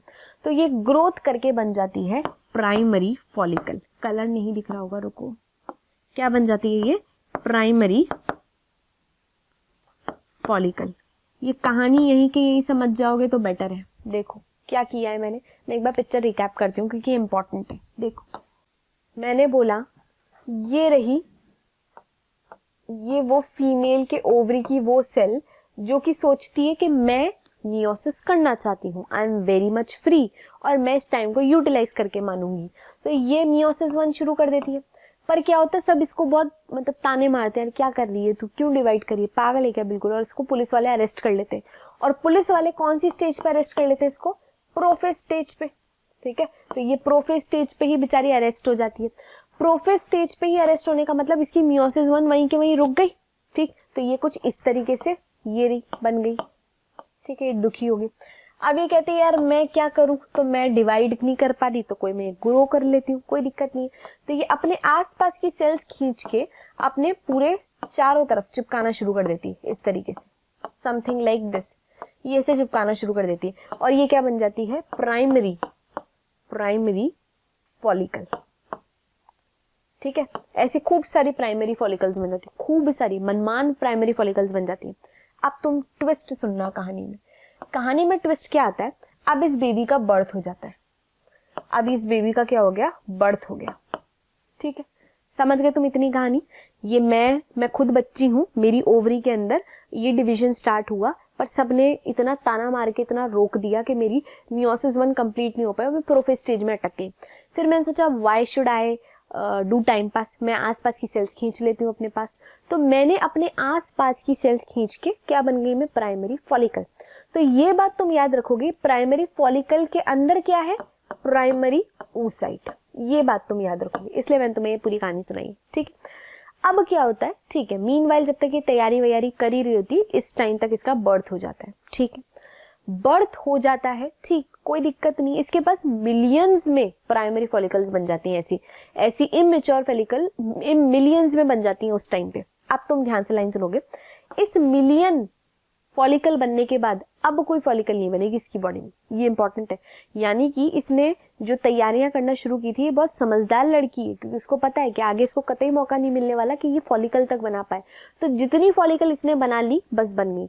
अब बर्थ के बाद कोई भी फॉलिकल नहीं बनेगी, और जो फॉलिकल बन गई वो ही रह जाएंगी। इतनी बात समझ गए। और अराउंड बर्थ तक ये कितनी फॉलिकल बना चुकी होती है, मिलियंस ऑफ फॉलिकल बना चुकी होती है। ठीक है, बना लिया। अब इसका बर्थ हो गया, कोई नहीं, स्कूल थोड़ी बड़ी होगी, स्कूल जाने लग जाएगी। ठीक है, ये अपनी लाइफ में बिजी हो गई लड़की, स्कूल जा रही है, और ऐसे छोटी वाली लड़कियां हो जाती है ना, स्कूल जा रही है। ठीक है, इस टाइम तक इसकी ओवरी कहती है यार इतनी सारी मिलियन फॉलिकल बना ली, कोई नहीं, आज के टाइम में तो तुम्हें पता है 1 से 1 या 2 बच्चे करते हैं लोग। ये सोचते हैं मिलियन फॉलिकल को क्यों संभाल के रखूं मैं, जब अल्टीमेटली मुझे यूज आनी नहीं है, ऐसा सोचती है ओवरी। अल्टीमेटली ऐसा कुछ सोचती नहीं, मैं तो सिर्फ कहानी बता रही हूँ। ठीक है, तो ओवरी ऐसे सोचती है कि यार क्या करना है मैंने इतनी सारी अपनी फॉलिकल्स रख के। तो अराउंड प्यूबर्टी तक आते आते ओवरी के अंदर कितनी, देखो ध्यान से सुनना, प्यूबर्टी तक आते आते ओवरी के अंदर सिर्फ और सिर्फ मिलियन से कितनी रह जाती है, 60,000 to 80,000 फॉलिकल ही रह जाती है। मतलब देखो कितनी बड़ी चोट है फीमेल के साथ। देख रहे हो तुम, ध्यान से सुन रहे हो, समझ रहे हो क्या हुआ है। बनाई तो उस बेचारी ने 1 मिलियन तक फॉलिकल्स थी, पर खुद उसकी ओवरी के अंदर जब वो बड़ी हो रही है, वो एडोलेसेंट एज तक पहुंचते या प्यूबर्टी एज तक पहुंचते उसकी खुद की 1 मिलियन फॉलिकल्स डीजनरेट होते होते सिर्फ 60,000 से 80,000 फॉलिकल रह जाती हैं। तो अब एक ओवरी में भी 60,000 से 80,000 है, और दूसरी ओवरी में भी 60,000 to 80,000 फॉलिकल ही रह गई। इतनी बात क्लियर है। ये पूरी कहानी बहुत ज्यादा इंपॉर्टेंट है, जिस बच्चे को समझ नहीं आई प्लीज इसको दोबारा सुनना क्योंकि ये इंपॉर्टेंट है। चलो आगे आते हैं। अब देखो अब क्या करना है। अब मैं आ जाती हूँ, अब तुम इमेजिन करो उस स्टेज पे जब ये जो लड़की है ये प्यूबर्टी वाली स्टेज में आ चुकी है, ठीक है। So now she is in which stage, puberty stage, ठीक है। प्यूबर्टी स्टेज है तो अब इसने ओवम बनाना है। अब देखो इसके ओवम, जैसे मेल का स्पर्मेटोजेनेसिस था ना, बहुत ही आसान था, कोई दिक्कत ही नहीं थी उसमें, तो बस डिवाइड किया था नॉर्मल। फीमेल का स्पर्मेटोजेनेसिस नहीं, I am so sorry, female का गैमेटोजेनेसिस काफी ज्यादा हार्ड होता है मेल के कंपैरिजन में। चाहे तुम प्लांट पढ़ रहे थे, प्लांट में भी तुमको याद है फीमेल का गैमेट ऐसे ही नहीं बना था, बड़े नखरे हुए थे, 1 मियोसिस 3 माइटोसिस। यहाँ पे भी ऐसी नौटंकियां होती है, काफी ज्यादा नखरे हैं फीमेल्स का। देखो भाई अपना ही ऑरा है इतना सारा, मतलब तुम समझ रहे हो कितनी बड़ी काम है अपने आप में कि आप एक न्यू ऑर्गेनिज्म को अपनी बॉडी में ग्रो करवाने वाले हो। तो भाई फिर डिफिकल्टीज भी होंगी, थोड़ा ऑरा भी होगा, थोड़े नखरे भी होंगे, ठीक है। तो यहाँ पे देखो असली में क्या होता है, ये रही वो छोटी छोटी सी फॉलिकल्स दिख रही है तुमको जो मैंने बताई थी ना, इमेच्योर, ऐसी अराउंड इतनी खूब सारी फॉलिकल्स यहाँ पड़ी होती हैं। ये अराउंड कितनी फॉलिकल्स है, 60,000 से 80,000 फॉलिकल्स हैं, ठीक है। अब इन 60,000 से 80,000 फॉलिकल से अब तुमको इतना तो पता ही है ना कि मंथली फीमेल के अंदर एक ही ओवम रिलीज होता है, ये तो पता ही होगा। तो एक ओवम बनाने के लिए मैं कोई 60,000 से 80,000 फॉलिकल थोड़ी यूज करूंगी, मैं कुछ कुछ ही यूज करूंगी। तो ऐसा ही होता है फीमेल के अंदर, हर मंथ सिर्फ कुछ फॉलिकल्स यूज की जाती हैं ओवम बनाने के लिए और हर मंथ सिर्फ एक ओवम निकलता है, ठीक है। सो लेट्स सपोज ये ओवरी है, इस ओवरी को अभी ओवम बनाना शुरू करना है, तो ये अपनी कुछ फॉलिकल्स को यूज कर लेगी। ये लो, ये जैसे खूब सारी है ना, उसमें से सपोज करो 2-4 फॉलिकल ले ली और इन 2-4 फॉलिकल को ग्रो करना शुरू कर देती है। तो जब ये ग्रो करना शुरू करती है, ये रही पहली फॉलिकल क्या होती है, प्राइमरी फॉलिकल, ये तो मैंने तुम्हें बताया था। अब प्राइमरी फॉलिकल ग्रो करते करते क्या करती है, जैसे इसकी ग्रोथ शुरू होती है, ये अपने आसपास से फिर थोड़ा सा माल खींच खींच के थोड़ी सी और बड़ी हो जाती है, और जब ये थोड़ी और बड़ी हो जाती है तो इसको हम क्या बोल देते हैं, सेकेंडरी फॉलिकल। समझ गए तुम, प्राइमरी फॉलिकल ने अपने आसपास से सामान खींच के थोड़ी और ग्रोथ कर ली और थोड़ी और बढ़ गई, इसको हमने बोले सेकेंडरी फॉलिकल। मीनवाइल इसके अंदर, प्लीज कतई मत भूल जाना, इसके अंदर प्राइमरी oocyte पड़ा हुआ है, याद है ना तुमको, वही रूसी हुई प्राइमरी oocyte जो बेचारी अपना मियोसिस कंप्लीट नहीं कर पाई थी, ठीक है। सो इस फॉलिकल के अंदर असली में वही है प्राइमरी oocyte जो अभी भी दुखी है, जिसका मियोसिस अभी भी अटका हुआ है, ठीक है। अब क्या होता है, इस स्टेज में आते आते ये देखो अब ये क्या करेगी, और डेवलप करेगी, और डेवलप करने के टाइम पे थोड़ा सा और डेवलप कर लेगी, और फॉलिकल्स बढ़ा लेगी अपने अंदर, और ये बन जाएगी टर्शरी फॉलिकल। क्या बन जाएगी, ये टर्शरी फॉलिकल, ठीक है। अगर ये अपने अंदर और खूब सारा माल इकट्ठा करके थोड़ी और बड़ी हो जाएगी तो ये बन जाएगी ग्राफियन फॉलिकल। ये पॉइंट ध्यान से सुनेंगे, कोई कंफ्यूज नहीं होगा इस पॉइंट पे, ध्यान से सुनेंगे। अभी हमने क्या किया है, पहला ये रहा अपना, ये रहा वही दुखी, और इसके बाहर की ये फॉलिकल्स दिख रहा है तुम्हें, ये जो स्ट्रक्चर है दिस इज प्राइमरी फॉलिकल, और इस प्राइमरी फॉलिकल के अंदर क्या है, प्राइमरी oocyte, ठीक है। ग्रोथ स्टार्ट हुई, थोड़ा ये साइज में बढ़ गई, ठीक है, और फॉलिकल्स मतलब ना खूब सारी फॉलिकल्स इसने अपने आसपास जमा ली, बट ये अभी भी दुखी है, क्यों, क्योंकि ये अभी भी प्राइमरी oocyte ही है, और बाहर क्या बन चुकी है, सेकेंडरी फॉलिकल। समझ आ गया तुम्हें, ये पॉइंट इंपॉर्टेंट है इसलिए मैं इतना ध्यान से समझा रही हूँ, ठीक है। फिर ये क्या होगा, जब सेकेंडरी फॉलिकल से टर्शरी फॉलिकल के और आगे बढ़ेगी, इसके पास एक खुशखबरी आएगी कि बेटा कॉन्ग्रेचुलेशन, तुम चाहो तो वो अपना मियोसिस 1 कंप्लीट कर सकती हो। ये इतनी खुश हो जाती है यार, इसको मियोसिस 1, ये तो बेचारी, इसकी तो मतलब बचपन से एक ही ड्रीम था मियोसिस कंप्लीट करना, तो ये खुश हो जाती है क्योंकि अब ये क्या करने वाली है, अपना मियोसिस कंप्लीट। देखो ये रहा इसका प्राइमरी oocyte, जब ये डिवाइड करके मियोसिस 1 कंप्लीट करेगा तो ये एक अनइक्वल डिवीजन कर देगा। देखो जब प्राइमरी oocyte अपना मियोसिस 1 करेगा, असली कहानी में यही होता है ना कि अपना जो भी आपका कंटेंट है वो आधा आधा डिवाइड कर दो, 100 रुपए तो 50 इसको दे दो, 50 इसको दे दो, बट यार ऐसा फीमेल में नहीं होता। देखो यहाँ पे एक अनइक्वल डिवीजन हो जाता है, एक बड़ी सेल बन जाती है और एक छोटी सी सेल बन जाती है। जो बड़ी सेल बनती है वो बेसिकली कौन सी होती है, ये जो बड़ी सेल बनती है, इसको, ये प्राइमरी oocyte है तो इसको नाम दे देते हैं secondary oocyte, this is called as secondary oocyte, ठीक है। और वो जो छोटी सी पिद्दू सी सेल बनी है ना, इसको हम बोलते हैं first polar body, this is called as first polar body. समझ आ गई बात? देखो क्या हुआ है, सेकेंडरी फॉलिकल के अंदर जो प्राइमरी oocyte थी, बच्चों ध्यान से सुनना, वो प्राइमरी oocyte करती है डिवीजन मियोसिस 1। मियोसिस 1 के चलते वो दो अनइक्वल सेल बनाती, एक बड़ी एक छोटी। बड़ा भेदभाव है इसके डिवीजन में, मतलब बेचारी देखो शुरुआत से शुरू ही इसने ऐसा किया और फिर देखो डिवाइड करके भी आधा आधा गलत सलत डिवाइड कर रही है। एक छोटी सी सेल बना दी, एक बड़ी सी सेल बना दी। दोनों के अंदर देखो नंबर ऑफ क्रोमोसोम 23 ही है, इसमें भी 23 है, इसमें भी 23 है। जो छोटी वाली सेल बनी वो फर्स्ट पोलर बॉडी है, और जो ये बड़ी सी बनी इसका नाम रख दे सेकेंडरी oocyte। अब इस फर्स्ट पोलर बॉडी का कोई काम नहीं होता, ये बिन काम की जबरदस्ती नकारा सेल है, एंड इट डीजनरेट्स, अपने आप ही डीजनरेट हो जाती है। मीनवाइल सेकेंडरी oocyte तो भाई यही तो है अपना ओवम आगे जाके, ठीक। तो यहाँ पे अब तुम ये बात समझोगे, कौन सा कलर था ये, हाँ,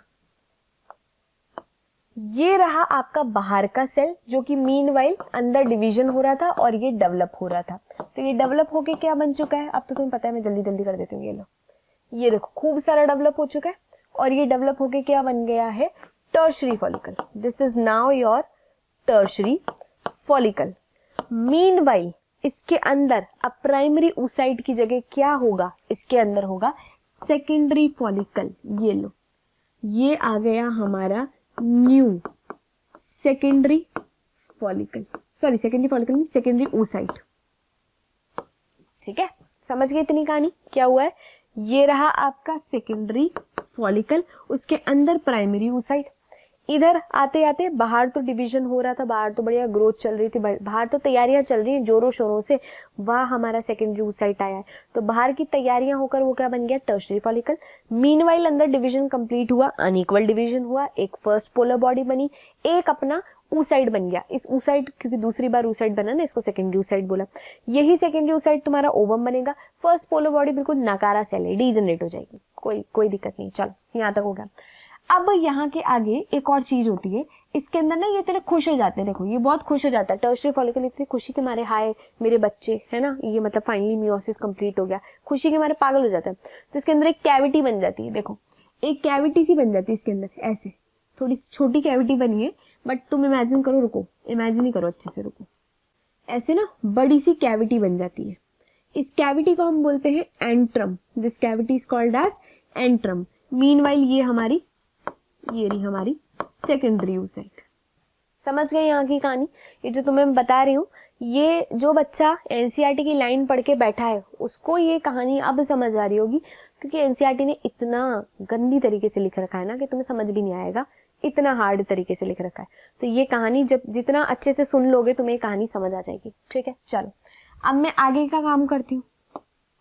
अब मुझे क्या करना है, देखो ये रही मेरी टर्शरी फॉलिकल, यही थी मेरी tertiary follicle, this was my tertiary follicle. और इसके अंदर क्या था मेरे पास, एक तो एंट्रम, ये लो, एक तो एंट्रम था, और एक जो कि फ्लूइड फिल्ड कैविटी है, और एक मेरे पास क्या था अंदर, सेकेंडरी oocyte, ठीक है। इतनी बात क्लियर होगी। अब क्या होगा, बस लास्ट स्टेप करनी, कोई दिक्कत नहीं है। अब ये जो है ना, ये अपनी टर्शरी फॉलिकल, ये थोड़ी और ग्रोथ कर लेगी, ये लो समथिंग लाइक दिस, ये और ग्रोथ कर लेगी, मस्त खूब बड़ी सी, मतलब देखो ना कितनी बड़ी हो गई, बाहर अंदर सब जगह से ग्रोथ ही ग्रोथ कर ली इसने। और ये क्या बन गई, ग्राफियन फॉलिकल। क्या बन गई ये, ग्राफियन फॉलिकल, ठीक है। अब आगे देखो, मीनवाइल इसके अंदर का सब कुछ सेम ही है, क्या होगा, अंदर ये रही एंट्रम, ये और बड़ी हो गई, ठीक है। और ये रही हमारी सेकेंडरी oocyte, ये लो, ये रही सेकेंडरी oocyte, ठीक है। अब मेरे बच्चों ध्यान से सुनो, यही स्टेज है जहां पे अभी भी मियोसिस कंप्लीट नहीं हुई है, ये सिर्फ मियोसिस 1 ही कंप्लीट हुआ है अभी। तो तुम ध्यान से सुन लो, फीमेल के अंदर का जो स्ट्रक्चर सिंपल था ना, वो तुम बेवकूफ बनाने के लिए स्ट्रक्चर सिंपल था, बाकी सब इतना कॉम्प्लेक्स है कि तुम्हें दिमाग लगाना ही पड़ेगा। ये सेकेंडरी oocyte का अभी मियोसिस कंप्लीट हुआ है क्या, कतई नहीं हुआ, अभी सिर्फ मियोसिस 1 कंप्लीट हुआ है, मियोसिस 2 बाकी है। बट हम मियोसिस 2 कंप्लीट ही नहीं करते, मियोसिस 2 कंप्लीट करते ही नहीं है। इसी स्टेज में इसी को हम बोल देते हैं ovum. Only at this stage इसी को हम ओवम बोल देते हैं और इसी को ही ग्राफिन फॉलिकल से रिलीज कर देते हैं। समझ आई तुम्हें? तो फीमेल में जब जब गैमेट रिलीज होता है, असली में वो गैमेट नहीं होता, वो आपको बेवकूफ बनाया जा रहा है। दैट गैमेट जिसको तुम ओवम बोल रहे हो, it is actually the secondary oocyte। समझ आ गई बात? और ये सेकेंडरी oocyte ही निकल के ओवम, मैं तो ओवम हूं, मैं तो ओवम हूं करके निकल जाती है, बट वो ओवम है ही नहीं। That is secondary oocyte। अभी तक उसने मियोसिस अपना कंप्लीट ही नहीं किया। ये तो वही हो गया जो बच्चे खाना खाए बिना बाहर निकल जाते हैं, हीरो बनते हैं, ओ मैंने तो खाना खा लिया, है ना? नहीं, ये गंदा एग्जाम्पल था, कोई नहीं, तुम समझ गए। चलो आओ नेक्स्ट आओ।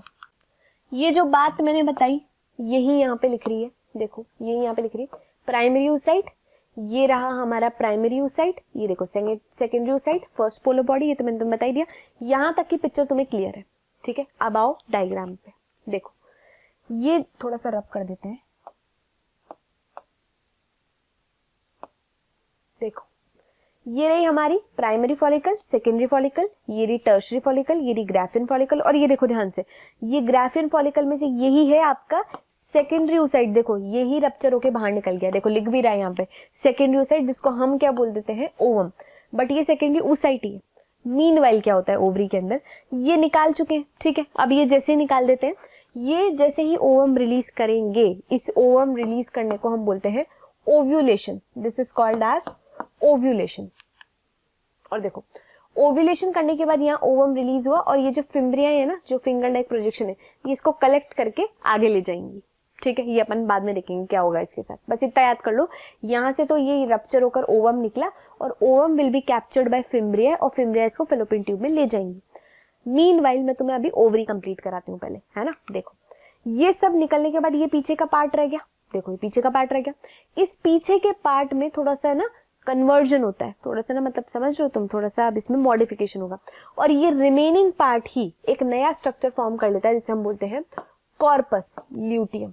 This remaining part forms a new structure called as corpus luteum और यही वो कॉर्पस ल्यूटियम है जो कि प्रोजेस्टेरॉन रिलीज करता है। माइंड दिस स्टेटमेंट, यही कॉर्पस ल्यूटियम है जो कि प्रोजेस्टेरॉन रिलीज करता है, जो कि प्रेगनेंसी को मेंटेन करने के लिए बहुत ज्यादा आवश्यक है। तो एस्ट्रोजन कौन रिलीज करता है? तो बच्चों ये जो फॉलिकल्स है ना जो कि डेवलप हो रही हैं, ये फॉलिकल, यही डेवलपिंग फॉलिकल क्या रिलीज करती हैं? एस्ट्रोजन। समझ आ गई बात? तो एस्ट्रोजन कौन रिलीज करता है? These follicles. प्रोजेस्टेरॉन कौन रिलीज करता है? Corpus luteum. कॉर्पस ल्यूटियम खूब सारा प्रोजेस्टेरॉन रिलीज करता है। एक टाइम आता है जब तुम अब मेंस्ट्रुअल साइकिल पढ़ोगे, लास्ट में कोई फायदा नहीं है प्रोजेस्टेरॉन का, क्योंकि ओवम डिजेनरेट हो चुका है। तो ये कॉर्पस ल्यूटियम ना अपने आप श्रिंक हो जाता है, एकदम पतला सा हो जाता है, देखो श्रिंक सा हो गया, और इसको उस टाइम पे बोलते हैं कॉर्पस एल्बिकेंस, और फाइनली ये क्या हो जाता है? डिजेनरेट। ये आप कंप्लीट कर चुके फीमेल का ओवरी पार्ट। समझ गए? अब आओ तुम, बाकी तो तुमको मैंने बता ही दिया, ओवरी में जो डिटेल थी वो सारी अपन ने कंप्लीट कर ली, और साथ के साथ ही हमने पैरेलल क्या पढ़ लिया? oogenesis पढ़ लिया, जो कि फीमेल गैमेट है। और oogenesis पे अभी तक आप सिर्फ मियोसिस 1 पे पहुंचो, मियोसिस 2 कब होगा मैं तुम्हें बता दूंगी, सो डोंट वरी। आगे आओ, अब देखो मेरे पास दो ऑप्शन है। अब इसके बाद मेरे पास दो ऑप्शन है, देखो ये निकल गया सेकेंडरी ओवम, पर क्या फीमेल में हर बार जब जब ओवम निकलता है फर्टिलाइजेशन होती है? नहीं, ऐसा तो नहीं होता। तो इसके आगे इसके पास दो रास्ते होंगे, एक जब इसका फर्टिलाइजेशन हो जाएगा उसके आगे की पिक्चर है, और एक अगर इसका फर्टिलाइजेशन नहीं हुआ तो उसके आगे की पिक्चर है। तो हम पहले पढ़ लेते हैं फर्टिलाइजेशन हुआ या नहीं हुआ। इच्छा, चलो देख लेते हैं कौन सी स्लाइड है। फर्टिलाइजेशन हुआ ही पढ़ लेते हैं अपन, कोई दिक्कत नहीं है, ठीक है? चलो आओ, देखो फर्टिलाइजेशन हुआ तो क्या होता है बेसिकली, देखो ये तुम्हें याद है, ये रही हमारी फिम्ब्रियाई और ये रही हमारी फेलोपियन ट्यूब, यहाँ पर हमारा ओवम पहुंच चुका है। ओवम यानी कि अपना क्या है बेसिकली? सेकेंडरी oocyte, ये यहाँ तक पहुंच चुका है। मीनवाइल कॉपुलेशन हुआ। कॉपुलेशन में क्या होता है? मेल के जो सेमेन होता है it is release in female body. तो फीमेल बॉडी में जब रिलीज होता है तो वो अंदर एंटर करता है, तो अंदर आता आता यूट्रस, यूट्रस से बाहर पार करता करता करता करता करता कहाँ पहुंच जाता है, fallopian tube, something like this. देखो ये देख रहे हो तुम्हें, ये रियल स्पर्म वाला पिक्चर है। ये देखो असली में स्पर्म ऐसे दौड़ते दौड़ते भागते भागते आते हैं।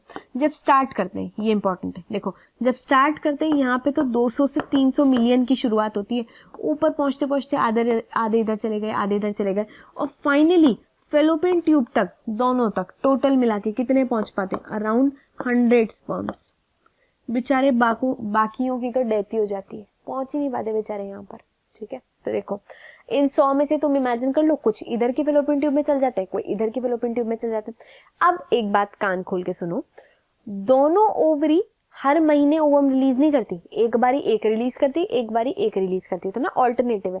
दोनों बहनों ने काम डिवाइड कर रखा है कि एक मंथ तू काम कर, एक मंथ मैं काम करूंगी। ऐसा बहुत ही कम होता है जब दोनों से गलती हो जाए कोऑर्डिनेशन में और दोनों की दोनों ही ओवम रिलीज कर दे, ऐसा बहुत कम होता है। और अगर ऐसी गलती हो जाती है, इन दैट केस ट्विन्स होते हैं। ठीक है, तो अभी हम बात करें जब बिल्कुल फंक्शनिंग नॉर्मल चल रही, एक ओवरी एक ओवम रिलीज करे एक मंथ में, फिर ये रेस्ट लेती है एक मंथ का, दूसरी ओवरी ओवम रिलीज करती है नेक्स्ट मंथ, फिर ये रेस्ट लेती है, फिर इसकी बारी, फिर ये रेस्ट, फिर इसकी बारी, फिर ये रेस्ट, इस तरीके से चलता रहता है। ठीक है, अब इमेजिन करो अपन ने तो ओवम रिलीज कर दिया। सो भाई सिंपल सी बात है, एक ही फेलोपियन ट्यूब में ओवम होगा, तो भाई जो स्पर्म इधर की साइड चलेगा उनकी तो किस्मत बेचारी खराब है, इतना ऊपर आकर भी कुछ नहीं हुआ, उनको ओवम मिलेगा ही नहीं, तो वो वहीं के वहीं डिजेनरेट हो जाएंगे। इधर की पिक्चर पे आ जाओ जहां पर ओवम रखा हुआ है एंड स्पर्म्स आ चुके हैं। ये देखो, ये देखो, ये रहा ओवम, ये रहा ओवम, और फाइनली ऐसे खूब सारे स्पर्म्स आके इसको घेर लेते हैं, खूब सारे। तो इनमें से सारे के सारे स्पर्म तो अपना कंटेंट अंदर डाल नहीं देंगे, सिर्फ एक ही होगा जो अपना कंटेंट डाल पाएगा। तो देखो कैसे डलता है, ये स्पर्म आया, ये देखो ये स्पर्म आया, ये जैसे ही इसकी मेम्ब्रेन से आके अटैच होता है ना, जो ओवम होती है, ओवम की मेम्ब्रेन्स होती है, देखो कैसे, ये ओवम है। ठीक है, ओवम के बाहर इधर ही देख लो बेटा, यही कर लेते हैं अपन, फटाफट हो जाएगा काम। देखो ये ओवम है, ये ओवम की लेयर्स है, अब इसको अंदर एंटर करना है। तो जैसे ही स्पर्म आके ये ओवम की लेयर से टकराता है, एक तरीके से टच होता है, तो इसका एक्रोसोम बर्स्ट हो जाता है। क्या बोला मैंने, ये ओवम की लेयर है, इससे आके स्पर्म टकराया और ये इसका एक्रोसोम बर्स्ट हो जाता है। एक्रोसोम बर्स्ट होते ही इसका डेफिनेटली तुम्हें पता है इसके अंदर एंजाइम्स थे, तो एंजाइम्स का काम क्या होगा, बेसिकली इसको डाइजेस्ट करना। तो स्पर्म्स क्या करते हैं, ये देखो यहाँ आया, ये टकराया, ये देखो इसने हाइड्रोलाइटिक एंजाइम रिलीज किए, हाइड्रोलाइटिक एंजाइम निकले, ये देखो धीरे धीरे धीरे ये इसके कंटेंट को अंदर की तरफ डालना शुरू करा। ये देखो ये पूरा का पूरा मेम्ब्रेन इसने क्लियर कर दिया, एक रास्ता बना लिया इस तरीके से, और ये रास्ता बना के फाइनली ये देखो ये कितना ब्रॉड रास्ता बन गया। और ये ब्रॉड रास्ता इसलिए बनाया ताकि स्पर्म खुद पूरा नहीं जाएगा अंदर, ये बात याद रखोगे। स्पर्म पूरा का पूरा अंदर जाके क्या करेगा, उसका काम ही क्या है, ये अपना न्यूक्लियस अंदर डाल देता है, न्यूक्लियस अलोंग विद ये वाला पार्ट, ये वाला पार्ट इन शॉर्ट तुम मान लो हेड का कंटेंट अंदर जाता है। ठीक है, चलो पहुंच गया, ये पहुंच गया स्पर्म का कंटेंट अंदर, ये लो ये न्यूक्लियस पहुंच गया। ठीक है, अब क्या होता है ये ध्यान से सुनो, तुमने सेल टॉपिक पढ़ रखा होगा, आई होप पढ़ ही रखा होगा। सेल में तुमने सेंट्रियोल पढ़ा होगा, सेंट्रियोल का काम होता है सेल डिवीजन में हेल्प करना। ठीक है, यहां पर क्या होता है, फीमेल अपना मियोसिस 2 आधा ही करके बैठी है अभी, मतलब मियोसिस 1 ही कंप्लीट हुआ है, मियोसिस 2 तो हुआ ही नहीं है। तो ये इमेजिन करो ये एग है, ये वही है, इसको अपन क्या बोलेंगे, ये है हमारा secondary oocyte, this is the secondary oocyte। इसने अभी तक ना मियोसिस 2 कंप्लीट नहीं किया है। इसका रीजन है, ये ऐसे बेचारी ना यूं ही नहीं बैठी, इसका एक बहुत दुख भरा रीजन है, इसके पास सेंट्रियोल नहीं है। सेंट्रियोल नहीं है तो ये अपना डिवीजन कंप्लीट नहीं कर पा रही। ठीक, अभी सेंट्रियोल नहीं है, डिवीजन कंप्लीट नहीं कर पा रही, इसी कारण ये क्या करेगी, जब ये स्पर्म आता है ना, ये स्पर्म आता है तो ये कहता है डोंट वरी माय डियर, मैं तुम्हें अपना सेंट्रियोल दे दूंगा। तो इसके नेक में ना सेंट्रियोल होता है एक, वो सेंट्रियोल भी अंदर डाल देता है, और जैसे ये सेंट्रियोल आ जाता है ना, ये बहुत हैप्पी हो जाती है और ये अपना मियोसिस 2 कंप्लीट करने को रेडी हो जाती है। एंड एज अ रिजल्ट ये अपना मियोसिस 2 करती है कुछ इस तरीके से। ये देखो ये रही, ये देखो ये अंदर रही, ये कौन है, सेकेंडरी oocyte। सेकेंडरी oocyte अपना मियोसिस 2 करेगी। मियोसिस 2 भी इतनी मतलब बेवकूफ है ना जिसकी कोई हद नहीं है, बेवकूफ तो क्या, वो शानी है। 2 सेल्स बनाती है, एक बड़ी सेल और एक छोटी सेल। छोटी सेल फिर दूसरी बार वापस छोटी सेल बन गई, इसलिए इसको नाम दे देते हैं सेकेंडरी पोलर बॉडी। इसको क्या बोलते हैं हम, सेकेंडरी पोलर बॉडी। और ये जो है ना, ये वाली, ये जो बड़ी सी निकलती है, ये बड़ी वाली है हमारी actual ovum. This is the real ovum, जो कि अब फाइनली बन गया है। समझ गए? तो एक सेल में, यानी कि इन शॉर्ट हम बात करें, मेल फीमेल में एक डिफरेंस है। मियोसिस के बाद मेल में एक सेल से 4 स्पर्म बनते हैं, फीमेल में एक सेल से सिर्फ एक ही ओवम बनता है। ये भी क्वेश्चन आते हैं कि भाई फर्टिलाइजेशन हुआ, तुमको मियोसिस काउंट करने को आ जाए तो तुम याद करोगे कि मियोसिस में एक सेल से 4 सेल बन रहे हैं स्पर्म के केस में या मेल के केस में, और ओवम के केस में एक से एक ही बनेगा। ठीक है, so ultimately we got our ovum, ये मिल गया हमें ओवम। अब आगे देखो, तो अब यहाँ पर अब तुम इमेजिन कर लो, वही सेकेंडरी पोलर बॉडी डीजनरेट हो जाएगी और ये आ चुका है अब हमारा ovum. This is the actual ovum. और इस एक्चुअल ओवम का अब इस स्पर्म के न्यूक्लियस के साथ क्या हो जाएगा, फ्यूजन, और ये दोनों फ्यूज कर जाएंगे and they are going to form zygote. अब क्या बना देंगे, जाइगोट। क्लियर होगी तुम्हें पिक्चर सारी जो मैं समझाना चाहती थी, तुम्हें समझ आ गया किस तरीके से मियोसिस कंप्लीट होता है। ये देखो, आप तुम्हें लास्ट पिक्चर दिखी गई होगी। ये फर्स्ट पोलर बॉडी, ये वाला तुम स्ट्रक्चर भूल जाओगे, कंफ्यूज हो जाओगे तुम। जो मैंने बताया वो याद रखो। ये फर्स्ट पोलर बॉडी ना अपनी जो एनसीईआरटी है, 12th एनसीईआरटी बोलती है, वो डीजनरेट हो गई। अगर डीजनरेट होगी तो डिवाइड करेगी नहीं, तो अपन ये वाली बात याद नहीं रखेंगे। ठीक है, अपन ये याद रखेंगे। देखो, secondary oocyte, mature ovum, and ये जो बनी अपनी सेकेंड पोलर बॉडी। ठीक है, दिस अगेन डीजनरेट्स, इसको भी हटा दो, एंड ये फाइनली आ गया आपका मैच्योर ओवम। यानी कि एक फीमेल जब एक्चुअली में फर्टिलाइजेशन करवाती है ना अपनी बॉडी में, तभी उसके अंदर रियल मियोसिस 2 कंप्लीट होता है, अदरवाइज उसके अंदर कभी मियोसिस 2 कंप्लीट ही नहीं होता। समझ गए तुम ये कहानी? चलो अब आगे चलते हैं। चलो अब क्या हुआ फीमेल की बॉडी में, चलो टाइम कंप्लीट होने वाला है, फटाफट अपन को निपटाना है ये वाला काम। देखो फीमेल की बॉडी में क्या हो रहा है, देखो यहाँ पर हुआ फर्टिलाइजेशन कंप्लीट, ये लो, ये हो गया फर्टिलाइजेशन कंप्लीट। ठीक है, फर्टिलाइजेशन कंप्लीट होने के बाद ये बन गया हमारा, फ्यूजन होने के बाद जाइगोट। ये देखो, ये बन गया जाइगोट। अभी जाइगोट क्या है, ओनली वन सेल्ड है। वन सेल्ड है तो यार एक सेल से थोड़ी ना अपन पूरा बन जाएंगे यार, अपन तो मल्टी सेलुलर है, तो अपनी सेल को तो डिवाइड करना पड़ेगा। तो अब मियोसिस कराने की तो अपन को जरूरत ही नहीं। क्यों भाई, मियोसिस का क्या काम है, अपन ने अब नंबर तो मेंटेन करना है। नंबर हमने मेंटेन कर लिया 46 क्रोमोसोम में। अब क्या होगा, कंटिन्यूसली सेल जो है ये जाइगोट, ये डिवाइड करना शुरू कर देगा। क्योंकि नंबर सेम रखना, तो अब कौन सा डिवीजन करेगा, माइटोसिस। अभी कौन सा डिवीजन करना शुरू कर देता है, माइटोसिस। और माइटोसिस डिवीजन कर करके अपनी सेल का नंबर बढ़ाता है। देखो ये पहली सेल बनी, ये पहली सेल बनी, देखो इस तरीके से हुआ, ये अभी डिवीजन कंप्लीट हुआ। अब देखो ये बनी पहली सेल, तो एक सेल ने डिवाइड करके अंदर 2 सेल बना दी। ठीक, ये बन गई 2 सेल स्टेज। फिर ये देखो ऐसे धीरे धीरे ना और डिवीजन होता है, 2 से 4 बनेंगी, 4 डिवाइड करेंगे 8 बनेंगे, 8 से 16 बनेंगी। तो अराउंड ये वाली, इस वाली को देखो, इस वाली को देखो, ये अराउंड 16 स्टेज तक आते आते, यानी कि डिवाइड की 16 स्टेज तक आते आते हम इसको बोलना शुरू कर देते हैं मोर्यूला। क्या बोलते हैं इसको अपन, मोर्यूला। मोर्यूला का मतलब होता है मलबरी, इसका मेनली मतलब होता है मलबरी से रिलेटेड होता है। मलबरी के अंदर ना छोटी छोटी सी गोलियां बन जाती हैं, वैसी 16 सी दिखती हैं, इसलिए इसका नाम मोर्यूला रख दिया। फिर मोर्यूला और ज्यादा आगे जाके डिवाइड करता है। ठीक है, अराउंड जो फर्टिलाइजेशन हो जाती है ना, उसके 7 दिन तक वो यूट्रस तक पहुंचता है। वापस सुनो, फर्टिलाइजेशन जाइगोट में होती है, fertilisation results in zygote. Zygote जो है वो फेलोपियन ट्यूब में बना है, बट डेवलपमेंट अपन को फेलोपियन ट्यूब में नहीं कराना, हमें डेवलपमेंट कहाँ पे कराना है, यूट्रस के अंदर कराना है। तो यहाँ से ना ये जो जाइगोट है ये मूव करेगा अब कहाँ पर, फेलोपियन ट्यूब से यूट्रस के अंदर, और यूट्रस तक मूव करते करते अपने नंबर ऑफ सेल्स बढ़ा लेगा। ये सोचता है क्या करना है यार, 7 दिन का समय है, मैं डिवाइड करता हुआ ही चलता हूँ, एक सेल थोड़ी जाऊंगा, खूब से सेल बना के जाऊंगा। तो एक सेल डिवाइड करके 2 सेल बनाती है, 2 सेल से 4 सेल बन जाती है। इस टाइम पे मीनवाइल ये देखो मूव कर रहे हैं, ये देखो फेलोपियन ट्यूब से ये आगे मूव करते करते कहाँ पहुंच रहे हैं, uterus. Meanwhile they are dividing, 2 cell से 4, 4 से 8, 8 से 16, 16 वाली स्टेज पे हम इसे क्या बोल देते हैं, मोर्यूला। फिर 16 से 32 बनाएंगे, 32 से 64, और ऐसे डिवाइड करते करते करते ये एक स्टेज पे आ जाते हैं जिन्हें हम बोल देते हैं blastula, which is like this. ये देखो क्या हुआ है, आप तुम्हें समझ आ गया। एक सेल वाली जाइगोट बनी थी, एक सेल ही थी, ये एक सेल से 2, 2 से 4, 4 से 8, 8 से 16, 16 से 32, 32, मेरे को 30 के बाद हिंदी में गिनती नहीं आती। तो 32 के बाद 64, ऐसे ऐसे बढ़ते बढ़ते अपन सेल्स आगे बढ़ा दिए, ठीक है।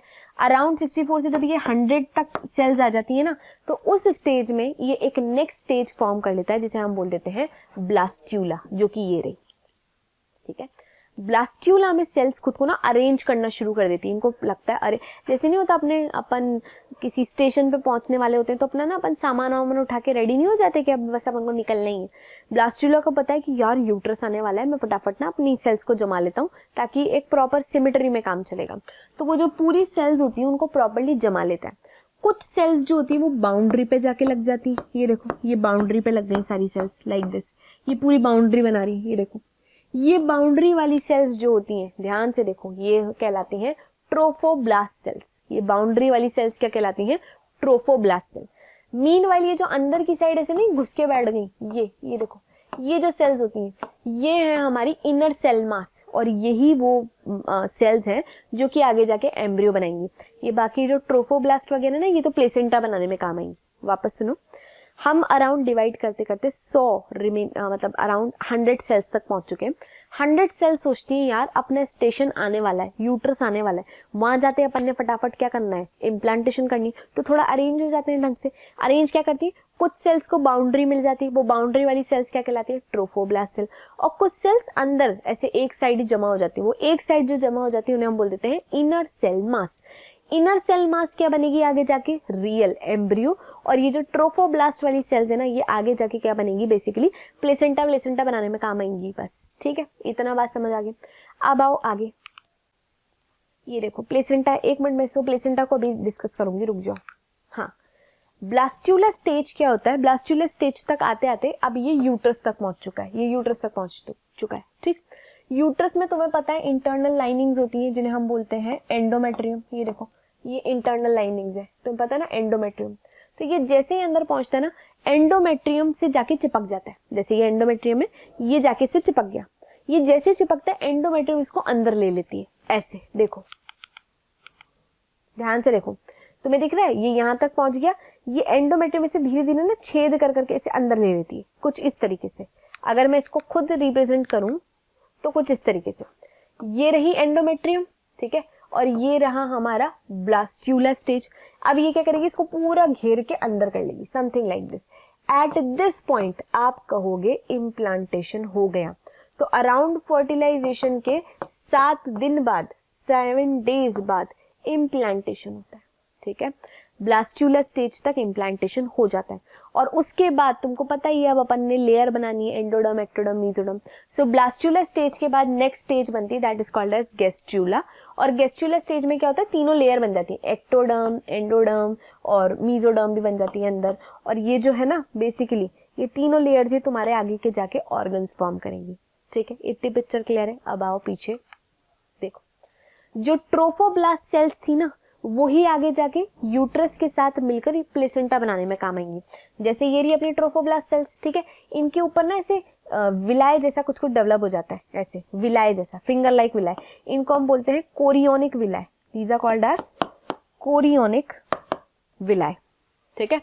कोरियोनिक विलाय जो है ये जाकर क्या होता है, जैसे ये यूट्रस है, ये यूट्रस है, ये इसकी एंडोमेट्रियम है, और इधर ये रहा कोरियोनिक विलाय। ये देखो, ये दोनों एक दूसरे के साथ इंटरडिजिट कर कर प्लेसेंटा फॉर्म कर लेती है। इस तरीके से प्लेसेंटा बनती है। कैसे बनी प्लेसेंटा? ट्रोफोब्लास्ट के बाहर विलाय निकल गई और एंडोमेट्रियम जो है दोनों एक दूसरे के साथ इसमें चिपक के प्यार से प्लेसेंटा बनाती है। तो ये बन गई प्लेसेंटा। प्लेसेंटा क्या है? एक डिस्क जैसा स्ट्रक्चर है जो कि डेफिनेटली बेबी को न्यूट्रिशन प्रोवाइड करने का काम आता है। क्या होता है प्लेसेंटा? प्लेसेंटा, ये देखो इस वाली इमेज में देखो, ये बेबी, ये तो काफी लेट टाइम की इमेज है जब बेबी काफी डेवलप हो चुका है। अपन तो शुरुआती की बात कर रहे हैं, तो बेबी इतना डेवलप्ड है। और ये देखो इसमें से निकल रही है कि ये यहाँ आके चिपकी, यहाँ चिपकी तो नहीं मतलब लगी हुई है। इस पाइप को हम बोलते हैं umbilical cord. This pipe is called as umbilical cord. और ये रही अपनी प्लेसेंटा। तो प्लेसेंटा, बेबी, अम्बिलिकल कॉर्ड, कुछ इस तरीके से। ये प्लेसेंटा, ये अम्बिलिकल कॉर्ड और ये बेबी, इस तरीके से अटैचमेंट है। प्लेसेंटा इस डेवलपिंग बेबी को न्यूट्रिशन पहुंचाएगा। क्या क्या जाएगा? मदर की बॉडी से। मदर की बॉडी से खाना पीना है ना, सारे काम के सामान जो हैं वो बेबी तक जाएंगे। बेबी उन्हें यूज करेगा, कचरा बनाएगा। कचरा बेबी की बॉडी से अम्बिलिकल कॉर्ड से होते होते प्लेसेंटा में पहुंचेगा। तो इस तरीके का इंटरेक्शन होता है प्लेसेंटा और बेबी का, एंड इसके चलते बेबी ग्रो कर जाता है। ठीक है, समथिंग लाइक दिस। ये देखो तुम्हें दिख ही रहा है, ये रही प्लेसेंटा और ये रही अपनी अम्बिलिकल कॉर्ड। चलो आगे आओ, देखो आगे जाकर ये देखो, ये रही पूरी प्लेसेंटा, ये प्लेसेंटल विलाई, और ये रही हमारी अम्बिलिकल कॉर्ड, और ये हो रहा है डेवलपिंग बेबी। ठीक है, प्लेसेंटा सिर्फ यही काम नहीं करता, इसके सिवा भी वो कुछ काम करता है, वो है कुछ हार्मोन्स रिलीज करना। प्लेसेंटा कुछ हार्मोन्स रिलीज करता है। कौन कौन से? एक तो अपन रिलीज करते हैं, एच बड़ा नहीं छोटा ले लेते हैं,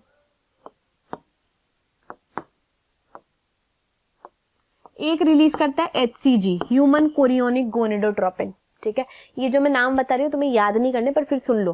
ह्यूमन कोरियोनिक गोनेडोट्रोपिन एक रिलीज करता है ह्यूमन प्लेसेंटल लैक्टोजन, एक रिलीज करता है एस्ट्रोजन, एक रिलीज करता है progesterone.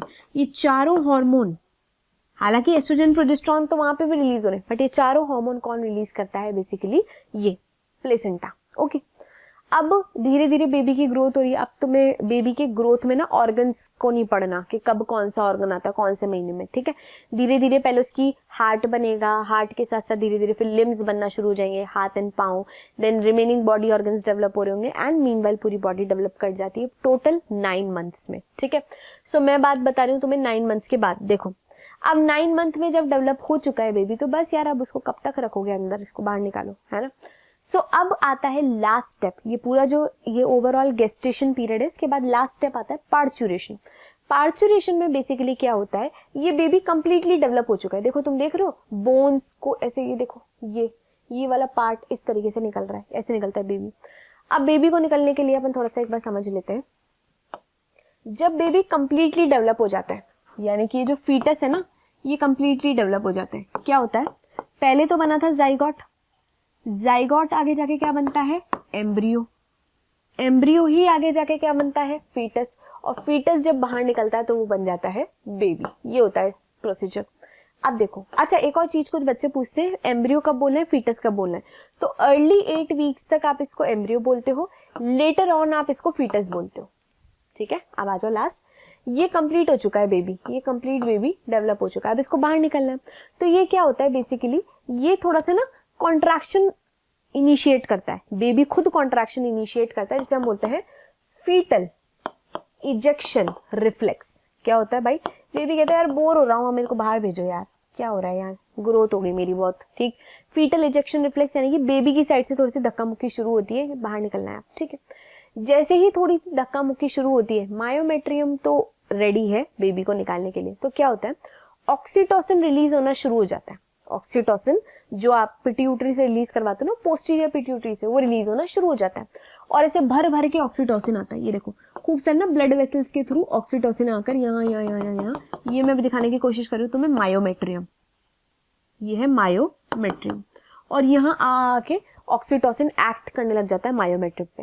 As a result myometrium vigorously contract and relax करना शुरू कर देती है। वो जितना कॉन्ट्रैक्ट एंड रिलैक्स करती है, ऑक्सीटोसिन और रिलीज हो जाता है, फिर वो और विग्रसली कॉन्ट्रैक्ट करती है, फिर और ऑक्सीटोसिन आ जाता है। ऐसे करते करते ना इतना सारा ऑक्सीटोसिन आ जाता है कि जो मायोमेट्रियम है विग्रसली कॉन्ट्रैक्ट करना शुरू कर देती है, एंड एज अ रिजल्टेंट, जो तुमने ये प्रीवियस पिक्चर देखी थी, एज अ रिजल्टेंट ये बेबी पुश हो जाता है बाहर की तरफ। ठीक है, but trust me, this experience is the most painful experience for a woman to feel. That is why you all should respect your mothers as well as your sisters. Okay, मतलब sisters नहीं, बाकी सारी females की भी इज्जत करो यार। ठीक है, तो ultimately in this way a baby is delivered out. और ये हो गया पूरा अपना चैप्टर का मतलब बेसिक जो इम्पोर्टेंट पार्ट था। अब मैंने तुम्हें बताया ये वाला जो पार्ट है, ये मैंने तुम्हें बताया फर्टिलाइजेशन हो जाता है तब, ये मैंने आपको स्टेज बताई जब फर्टिलाइजेशन हो जाती है। अभी अपन ने डिस्कस करना है फर्टिलाइजेशन नहीं हुई तो क्या होगा। ठीक है, यानी कि मेंस्ट्रुअल साइकिल डिस्कस करनी। तो ये एक टॉपिक बच रहा है, ये टॉपिक मैं एक्चुअली में रिप्रोडक्शन तो अब आज अपना कंप्लीट हो गया, इस टॉपिक को मैं बीच में किसी और टॉपिक जो चल रहा होगा वहीं के वहीं इसको डिस्कस कर लेंगे। तो एक टॉपिक जो बच रहा है दैट इज मेंस्ट्रुअल साइकिल, इसको मैं मीनवाइल कभी भी किसी भी लेक्चर के बीच में जब मुझे लगेगा टाइम है मेरे पास, मैं इसको डिस्कस कर लूंगी। ठीक है, तो ये वाला पार्ट तो आपको समझ आ ही गया होगा। एंड इसमें सबसे इंपॉर्टेंट पार्ट जो तुम्हें याद रखना है वो है क्या, जो ओवरऑल अपने क्रोमोसोम नंबर है, देन स्पर्मेटोजेनेसिस, oogenesis याद रखना है, फिर कितना मियोसिस होने पे कितना क्या निकलता है ये सम अप याद रखना है, ये सबसे इंपॉर्टेंट है, और रिमेनिंग तो तुम्हें ये सब याद रखना ही है। सो आई होप तुमको ये लेक्चर समझ भी आया होगा as well as you enjoyed it also. So thank you for watching this lecture, and जो रिमेनिंग पार्ट है वो हम नेक्स्ट लेक्चर में या अपकमिंग जो भी चैप्टर होगा जहाँ मुझे टाइम मिलेगा हम उसे वहाँ कंप्लीट कर लेंगे। ठीक है, ओके, थैंक यू।